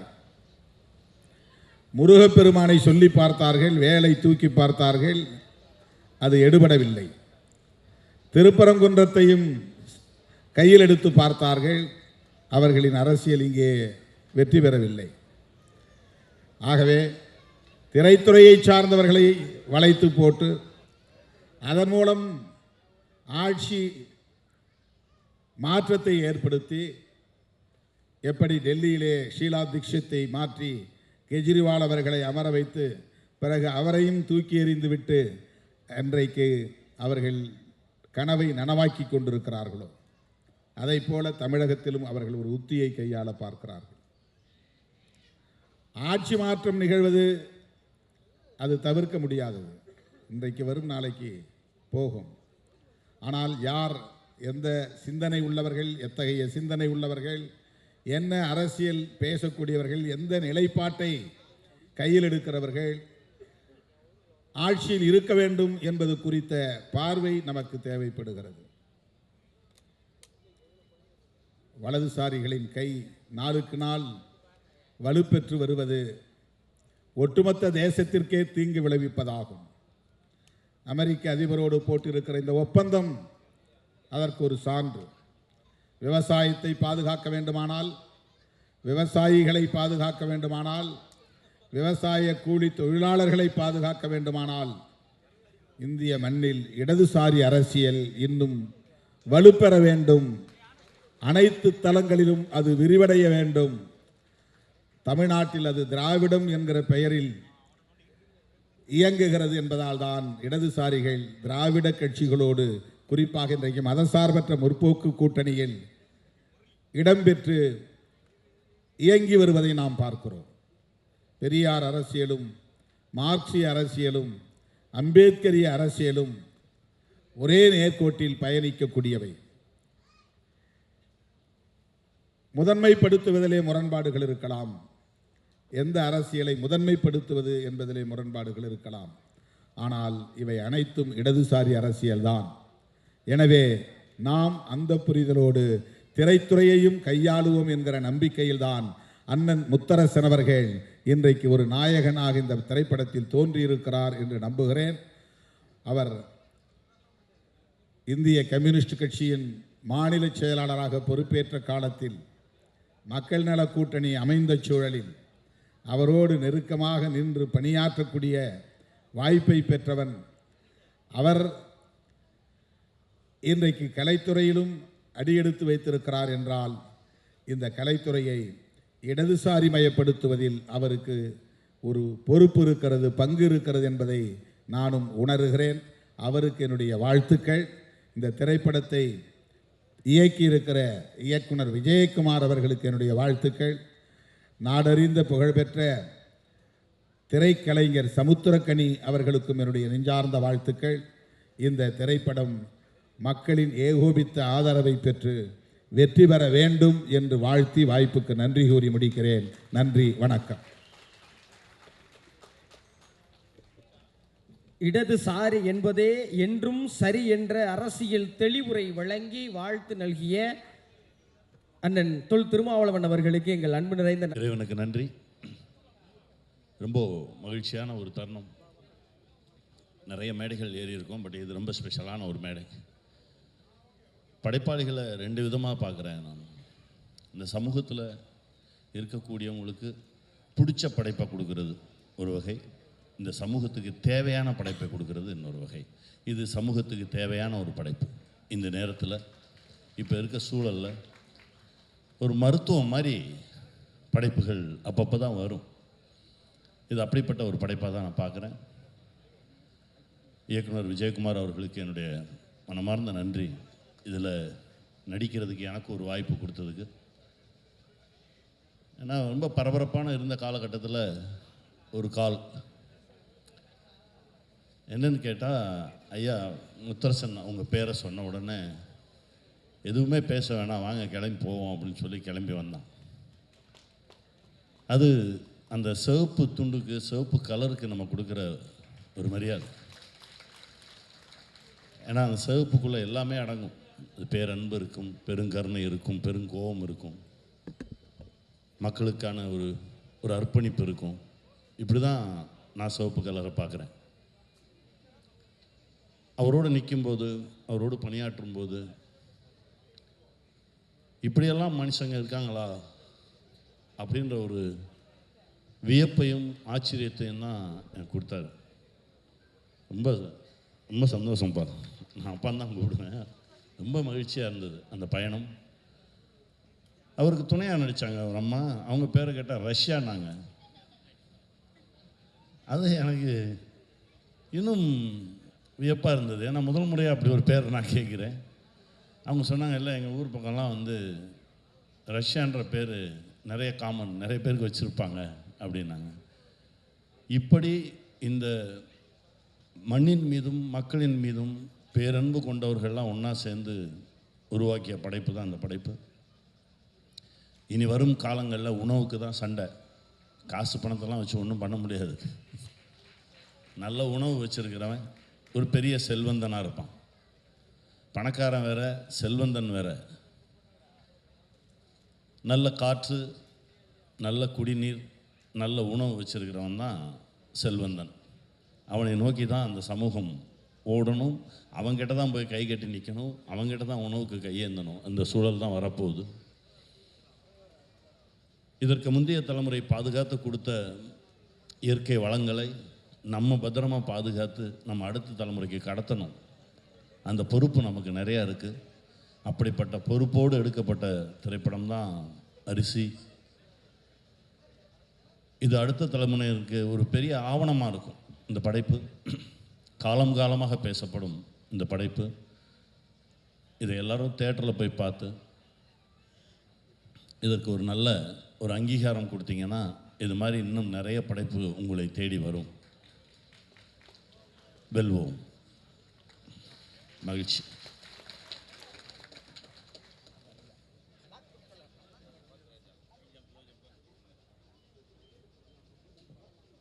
அரிசி திரைப்படத்துடைய இயக்குனர் அண்ணன் திரு S.A. விஜயகுமார் அவர்கள் வருகை தந்திருக்கும் அத்துணை நல்ல உள்ளங்களுக்கு எனது நன்றியினை தெரிவித்துக் கொள்கின்றேன். இந்த படம் கிட்டத்தட்ட ஒரு ஏறத்தாழ ஒரு நீண்ட கால ப்ராஜெக்டு. இது எவ்வளோ கஷ்டப்பட்டு கொஞ்சம் கொஞ்சமாக பண்ணணுங்கிறது எல்லாருக்குமே தெரியும். திடீர்னு நீங்கள் முத்தரசன் சார் ஐயாவை கூப்பிடுவேன். அதேமாரி எங்கள் சமுத்திரகனி சாரையும் அப்பப்போ நெருங்கி போய் கூப்பிடுவேன். அவங்கெல்லாம் இருக்கிற பிஸியில் எனக்கு கூட வருவாங்களா, பண்ணி தருவாங்களான்னு மிகப்பெரிய சந்தேகம். அந்த நேரத்தில் எனக்கு பார்த்திங்கன்னா கூட இருக்கிற ஒவ்வொருத்தரும் எனக்கு அவ்வளோ கஷ்டப்பட்டு, ஒவ்வொரு தொழில்நுட்ப கலைஞர்களாக இருக்கட்டும், எனக்கு உதவி செஞ்ச என் பக்கத்தில் இருந்து என்னோடய டைரக்ஷன் டிபார்ட்மெண்ட்டாக இருக்கட்டும், அதேமாரி கிடைக்கிற நேரத்திலலாம் எனக்கு எப்பப்பெல்லாம் எனக்கு தேவைப்படுதோ அப்பப்பெல்லாம் பணம் காசு கொடுத்து இந்த படத்தை நல்ல விதமாக எடுக்கிறதுக்கு உதவியாக இருந்த நம்ம தயாரிப்பாளர் சண்முகம் சார், நம்ம தயாரிப்பாளர் பிரபாகரன் சார், நம்ம தயாரிப்பாளர் மகேந்திர பிரசாத் சார் அவர்களுக்கு என்னோட மிகப்பெரிய ஒரு நன்றி. அதே போல் இந்த நேரத்தில் சில நேரங்களில் எனக்கு வந்து பொருளாதார சம்மந்தப்பட்ட நிகழ்வு வரப்பெல்லாம் அப்பப்போ சப்போர்ட்டாக இருந்த ஜெசிராணி மேடம் அவர்களுக்கும் சரி, வையகன் ரதி அவர்களுக்கும் சரி, பொன்னேரி ரதி மேடம் அவர்களுக்கும் சரி, எங்கள் திரைப்படக்குழு சார்பாக எப்போதுமே நாங்கள் நன்றி சொல்ல கடமைப்பட்டு இருக்கிறோம். சில நேரங்களில் பார்த்திங்கன்னா எனக்கு இந்த படம் வந்து இவ்வளோ தூரம் வந்து இன்றைக்கி ஒரு உங்கள் மத்தியில் இப்படி ஒரு பாடல் வெளியீட்டு விழா நடக்குங்கிறது எதிர்பார்த்தது ஒன்றாக இருந்தாலும் இவ்வளோ பெரிய அளவுக்கு சிறப்பாக நடக்கணும்னாலாம் உண்மையிலேயே அது எதிர்பார்க்கல. அது இறைவனுக்கு தான் என்னோடய நன்றியை சொல்லணும். நான் இந்த விஷயத்தில் வந்து சமுத்திரகனி சாருக்கு ஒரு தனிப்பட்ட முறையில் ஒரு நன்றி என்ன சொல்லணும்னு கேட்டிங்கன்னா, அவரை எப்படி பார்க்குறது எப்படி பேசுகிறதுனே தெரியாத சூழ்நிலையில் அவர் வந்து ஒரு பிற மொழிகளில் மிகப்பெரிய அளவில் கலக்கிட்டு இருக்க ஒரு மிகப்பெரிய ஒரு நடிகர், ஒரு உணர்ச்சி பூர்வமான நடிகர் நம்ம சமுத்திரகனி சார் ஐயா அவங்க. அப்போது அவர் எப்படி அணுகிறதுன்னு நினைக்கிறப்ப நம்ம சந்திரன் சார் ஒருத்தனோட நம்பர் கொடுத்து இவரை நீங்கள் காண்டாக்ட் பண்ணுங்கள் அப்படின்னாங்க. அந்த நேரத்தில் சந்திரன் சார் வந்து எனக்கு கரெக்டாக எனக்கு சமுத்திரகனி சார் அறிமுகப்படுத்தி அவர்கிட்ட ஒரு உட்காந்து பேசக்கூடிய ஒரு வாய்ப்பை ஏற்படுத்தி கொடுத்ததற்கு நம்ம சந்திரன் சார் அவர்களுக்கு நன்றி. அதே போல் இதில் நடித்த ஒவ்வொரு நடிகர்கள், அது நம்ம இளங்கோவாக இருக்கட்டும், நம்ம ராஜா திருநாவுக்கரசு சாராக இருக்கட்டும், நம்ம கமலக்கண்ணனாக இருக்கட்டும், அதேமாதிரி இதில் நடிச்சிருக்கிற என்ன நடிகர்கள் பழனி பாஸ்கர், நம்ம முத்து, பெங்களூர்லேருந்து வந்து நம்மளோட அர்ஜுன், ரவி பிரணாபஸ், இப்படி இன்னும் நிறைய கலைஞர்கள் எந்த நேரத்தை கூப்பிட்டாலும் பகல்னு பார்க்காம டப்புன்னு அப்படி அப்படியே டென்ஷன் கூட ஓடி வந்து இந்த படத்தை முடித்து கொடுத்துருக்காங்க. இந்த படம் வந்து மிகப்பெரிய அளவில் கண்டிப்பாக ஒரு நல்ல ஒரு உணர்ச்சி பூர்வமான ஒரு படமாக, உணர்வுள்ள ஒரு படமாக இருக்கும் அப்படிங்கிற எந்த மாற்று கருத்தும் கிடையாது. ஸோ இதுக்கு அதனால் இந்த என்னோடய அழைப்பை ஏற்று, அதுவும் முத்தரசன் ஐயாவெல்லாம் நான் சந்திப்பேன், பார்ப்பேன், பேசுவேன் அப்படின்னு கனவோடு நினச்சது கிடையாது. அப்படியாப்பட்ட ஒரு நெருக்கத்தை ஏற்படுத்தி இன்றைக்கி அவருக்கு வந்து ஒரு மகனாக இருக்கிற அளவுக்கு எனக்கு ஒரு வாய்ப்பை ஏற்படுத்தி கொடுத்த அந்த இறைவனுக்கு ஒரு நன்றி. அதே போல் இந்த நேரத்தில் எப்படின்னா என்னோடய குடும்பத்தை பற்றி கண்டிப்பாக சொல்லணும். நான் சினிமாவுக்கு வந்து பல வருடங்கள் மிகப்பெரிய முன்னணி நடிகர்களுக்கெல்லாம் கதை சொல்லி ஓகே பண்ணி அட்வான்ஸ் வாங்கி ஷூட்டிங்லாம் போயிருக்கேன். அதெல்லாம் வந்து நின்று போகணும்னு யாருமே கனவுல கூட நினச்சி பார்க்க முடியாது. அது ஏதோ ஒரு காரணம் நின்று போனது. ஆனால் நான் உண்மையிலே சொல்லப்போனால் என்னோட சொன்னாங்க, நான் வந்து என்னை வந்து சினிமாவில் ஆக்ஷன் டைரக்டர் தான் சொல்லுவாங்க. என்னை எப்படி இப்படி ஒரு கதை பண்ணணுன்னு எனக்கே தெரியாது. ஆனால் இந்த கதை எனக்கு ஒரு மிகப்பெரிய ஒரு அடையாளமாக, அந்த படம் எனக்கு ஒரு அடையாளமாக இருக்குங்கிறது எனக்கு ஒரு மிகப்பெரிய நம்பிக்கை இருக்குது. இன்னும் அடுத்தடுத்த படங்களை நான் வெறும் பண்ணுவேன். அது மாதிரி என் குடும்பம் வந்து எனக்கு இந்த அளவுக்கு, எங்கள் அப்பா, எங்கள் அம்மா, எல்லாத்துக்கும் என்னோடய மனைவி, என் மகன், அதாவது இவங்கெல்லாம் வந்து கொடுக்குற ஒரு சப்போர்ட் இருக்குது பாருங்கள். அந்த மாதிரி சப்போர்ட்லாம் நினச்சி போக வேண்டியது. எல்லாத்த விட இங்கே சென்னையிலேயே என் மனைவி, நான் கல்யாணம் பண்ணி இத்தனை வருஷத்தில் எனக்குன்னு எந்த செலவும் வைக்காமல், எந்த ஒரு நெருக்கடியோ எதுவுமே செய்யாமல், இத்தனை வருட காலம் என்னோடய உழைப்புக்காக காத்திருந்து இப்படி ஒரு இடத்துக்கு கொண்டு வரதற்கு முதன்மை காரணமாக இருந்த என்னோடய மனைவி, என்னுடைய மகன், இவங்களுக்கு தனிப்பட்ட முறையில் மிகப்பெரிய என்னோட நன்றியை சொல்கிறேன். மிகப்பெரிய ஒரு அடுத்த கட்ட ஒரு வெற்றி விழாவில் அந்த படம் திரைக்கு வந்து ஒரு மிகப்பெரிய ஒரு வெற்றி விழாவில் சந்திப்புங்கிறது நன்றி சொல்லி உங்கள்கிட்ட விடைபெறுகிறேன். நன்றி, வணக்கம். தன்னம்பிக்கையோடு குப்பைங்கிற ஊருக்கு நாங்கள் போனதுனால தான் அந்த நெய் குப்பையில் பாலு அண்ணன் சொல்லி ஒரு ஊராட்சி மன்ற தலைவர், அதேமாரி சரவணன் சொல்லியிருக்காங்க. இவங்க 2 பேரையும் நான் சந்திக்கலைன்னா இந்த படம் இந்த அளவுக்கு இவ்வளோ பெரிய இடத்துல வந்து நாங்கள் வந்து அரங்கேற்றம் பண்ணியிருப்போமா, ஸ்க்ரீன் பண்ணியிருப்போமாங்கிறது மிகப்பெரிய சந்தேகம். ஸோ அந்த வகையில் நான் பாலண்ணனையும் சரவணனையும் மேடைக்கு அழைக்கின்றேன். ஆமாம், தயவுசெய்து அண்ணா மன்னிச்சிருங்க, நான் ஏதோ ஒரு பாலண்ணா சரவணனா இந்த மேடைக்கு வாங்க ப்ளீஸ். பாலண்ணா அண்ணா வாங்கண்ணா. அண்ணா நெய்குப்பை பால அண்ணனும் பிரசிடண்ட் பால அண்ணனும் சரவணண்ண வாங்கண்ணா, தயவுசெய்து மேலேக்கு வாங்க.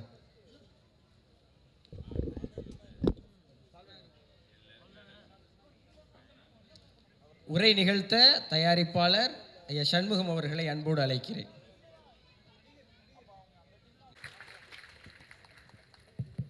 பெரியோர்களே, தாய்மார்களே, நண்பர்களே, தோழர்களே, ஊடக நண்பர்களே, அனைவருக்கும் வணக்கம். உரையாற்ற வரவில்லை, நன்றி கூறுவதற்காக வந்திருக்கிறேன். நன்றி கூறுவதற்கு முன்னால் மேடையில் வந்த கருத்துக்களின் அடிப்படையில் ஒரு செய்தி. அது தோழர் இந்திய கம்யூனிஸ்ட் கட்சியினுடைய மாநில செயலாளர் தோழர் மு வீரபாண்டியன் ஓரளவுக்கு குறிப்பிட்டு சொன்னார். திரைப்படத்துறைக்கும் எனக்கு எந்த சம்மந்தமும் கிடையாது, இதில் எனக்கு ஆர்வமும் கிடையாது. நடிக்க வேண்டும் என்று நான் யாரிடத்தில் விண்ணப்பமும் செய்யவில்லை. திடீரென்று ஒரு நாள் ஒரு தொலைபேசி மணி ஒலித்தது, கைபேசி. நான் திரைப்பட இயக்குனர் விஜயகுமார் பேசுகிறேன், உங்களை நேரில் சந்திக்க வேண்டாம், அப்பாயின்மெண்ட் வேணும்னு கேட்டேன். என்னை சந்திக்கிறதுக்கு ஒன்றும் பெரிய அப்பாயின்மெண்ட்லாம் வேண்டியதில்லை, நாளை காலையில் வாங்க பேசலாம். என்ன விஷயம்னா, இல்லை நேராக பார்க்கணும், நேராக திரும்ப சொன்னார். சரி நேராக வாங்க, நாளைக்கு வாங்கன்னு சொன்னேன். மறுநாள் வந்தார். அவரும் இந்த படத்தில் எனது மகனாக நடிக்கிற இளங்கோவன் 2 பேர் வந்தாங்க. 2 பேருமே எனக்கு அறிமுகம் கிடையாது. நான் அலுவலகத்தில் பல நேரங்களில் சட்டையை கழட்டி போட்டு பனியனோட உட்காந்துருப்பேன். அந்த நேரத்திலலாம் அவங்க 2 பேரும் வந்தாங்க. வரும்பொழுது ஒரு பெரிய பூக்கொத்து கொடுத்து ஒரு பெரிய சால்வையெல்லாம் போட்டாங்க. இதுக்கு பூக்கொத்து சால்வை இதெல்லாம் என்ன? நான் கேட்டேன், இல்லை ஒரு மரியாதைக்கு அப்படின்னாங்க. சரி அப்புறம் என்ன விஷயத்துக்கு வாங்கன்னு. ஒன்றும் இல்லை, விவசாயம் சம்மந்தமாக ஒரு ஆவணப்படம் ஒன்று எடுக்கணும், அதுக்கு நீங்கள் 2 நாள் வந்து நடித்து கொடுத்துட்டு போகணும் அப்படின்னு சொல்லி இயக்குனர் விஜயகுமார் சொன்னார். நாற்காலியில் உட்கார்ந்திருந்தனா எழுந்து நின்று வணக்கம் சொல்லி, இதற்கும் எனக்கும் சம்பந்தம் இல்லை, இதற்கு என்ன எப்படி நீங்கள் தேர்ந்தெடுத்தீங்கன்னு தெரியல, நான் வரமாட்டேன் அப்படின்ட்டேன். எனக்கு சிக்கலில் மாட்டி விட்டதே அவர் தான். வர முடியாதுன்னு சொல்லிட்டார். யதார்த்தமாக தான் சொன்ன, வேணும்னு சொல்லலை. அப்புறம் கதையெல்லாம் சொன்னார். கதையெல்லாம் நல்லா இருக்குது, நீங்கள் எடுங்க, எங்கேயாச்சும் கிராமத்தில் போய் எடுத்தீங்கன்னா எங்கள் தோழர்கிட்ட உதவி தேவைப்பட்டால் நான் உதவி செய்ய சொல்கிறேன், நான் வரமாட்டேன் அப்படின்னு. அவர் மிக கெட்டிக்காரர் விஜயகுமார், உண்மையிலேயே மிக கெட்டிக்காரர், புகழ்ச்சியாக சொல்ல மிக மிக கெட்டிக்காரர், சாதிக்கக்கூடிய ஆற்றல் படைத்தவர், எதையும் சாதிச்சுவார். எல்லாம் சொல்லிட்டு யோசனை பண்ணி வைங்க, நான் 2 நாள் சென்று வரேன்ட்டு போயிட்டார். அதாவது கட் பண்ணி விடலை, நான் கட் பண்ணிட்டேன், அவர் கட் பண்ண மாட்டேங்கிறார். 2 நாள் சென்று வரேன்ட்டு போனார். சரி போங்க அப்படின்ட்டேன். அப்புறம் அடுத்தாப்புல நம்ம மாநில துணைச் செயலாளர் மு வீரபாண்டியன் அவர் சொன்னார், எனக்கு தான் முதல்ல அதான் ஒன்றும் அவர்கிட்ட தான் சொன்னேன், ஆவணப்படமாக 2 நாள் நடிக்க கூப்பிட்றாங்க அப்படின்னு. ஐயா ஆவணப்படம் தானே, நீங்கள் 2 நாள் போயிட்டு வாங்க, அது ஒன்றும் தப்பு இல்லை, அது அவார்டுக்கு அனுப்புவாங்க, பல பேர் எல்லா தலைவரும் போயிட்டு தான் இருக்கிறாங்க, அதனால் ஒரு பிரச்சனையும் இல்லை, 2 நாள் போங்க அப்படின்னாரு. அடுத்து இன்னொரு துணைச் செயலாளர் பெரியசாமி அவர்கிட்ட சொன்னால் நடிக்கலாம் போங்க அப்படின்ட்டாப்புல.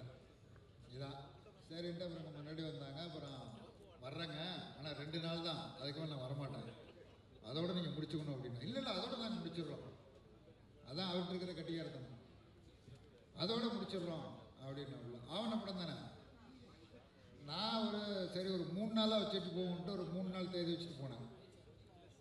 3 நாள் படம் எடுத்து முடிச்சுட்டு எனக்கு ஆவணப்படம் என்னன்னா நீண்ட படம்னா எனக்கு ஒன்றும் புரியலைங்க பண்ணதில்லை. போனோடனே பிரிய விட சொன்னார், போன அன்னைக்கே பிரிய விட சொன்னார். ரஷ்யா அவங்க பிரி சுற்றுனாங்க. அப்புறம் மறுநாள் பாடை கட்டி தூக்கிட்டார் நம்மள. அதாவது எனக்கு என்ன சந்தோஷம்னா, உயிரோடு வாழுகிற பொழுது வாழ்வதையும் பார்த்துட்டேன், செத்த பணமாகவும் பார்த்துட்டேன். வந்து எல்லோரும் மாலையெல்லாம் போட்டாங்க, துண்டு பட்டையெல்லாம் அடித்து மாலையெல்லாம் போட்டு நமக்கு மரியாதையெல்லாம் செலுத்தினாங்க. 2வது நாள் சரி இதோட தான் ஆவணப்படம் முடிஞ்சு போய் நான் நினச்சிட்டு இருந்தேன். அப்புறம் 3ஆம் நாள் இழுத்தாப்புல.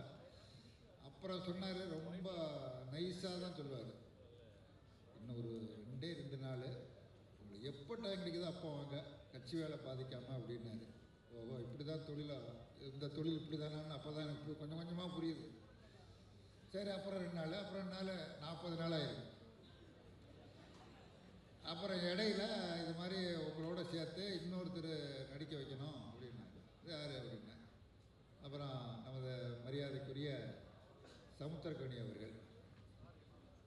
என்னோட சமுத்திரக்கனி நடிக்கலை, சமுத்திரக்கனியோடு தான் நான் நடிச்சிருக்கிறேன். அதான் உண்மை, அதான் யதார்த்தம். அப்புறம் அப்படியே வந்துடுச்சு. இது இப்போ என்ன ஆயிடுச்சுன்னா, அரசியலை விட்டு சினிமாவுக்கு போயிட்டாங்க. அது மாதிரி ஒரு கருத்தை வந்துட்டு மேடையில் பல பேர் சொல்கிற பொழுது கிடையாது, அரசியல் தான், பொதுவாழ்வு தான், இது ஒரு ஆக்சிடென்ட் மாதிரி ஆகணும், அதுக்கு மேலே ஒன்றும் கிடையாது என்று சொல்லிக்கொண்டு நான் பல உள் விஷயங்களுக்கெல்லாம் போகலை. திரையரங்குகளில் விரைவில் வரும், நீங்கள் பார்த்து அது சரியா தவறா என்பதை நீங்கள் முடிவு செய்வதற்கு உங்களுடைய முடிவுக்கு அதை விட்டு கொடுங்க. இப்போ கதையை பூரா சொன்னால் அப்புறம் தான் கதை கட்டச்சு, அப்புறம் போய் படம் பார்க்கணும் நினைப்பு வந்துட்டுனா, அதனால் தியேட்டரில் போய் நீங்கள் பார்த்து கொள்ளலாம். நம்முடைய அழைப்பை ஏற்று இங்கே வருகை இருந்த நம்முடைய மாண்புமிகு தமிழ்நாடு முதலமைச்சர் அவர் பேசுகிற பொழுதே சொன்னார், நான் திரைத்துறையை விட்டு விலகி 4 ஆண்டு காலம் ஆகும், எந்த நிகழ்ச்சிக்கும் போவது இல்லை, உங்களால் தான் நான் வரலன்னு சொல்லிட்டு சொன்னார். அதுதான் உண்மை.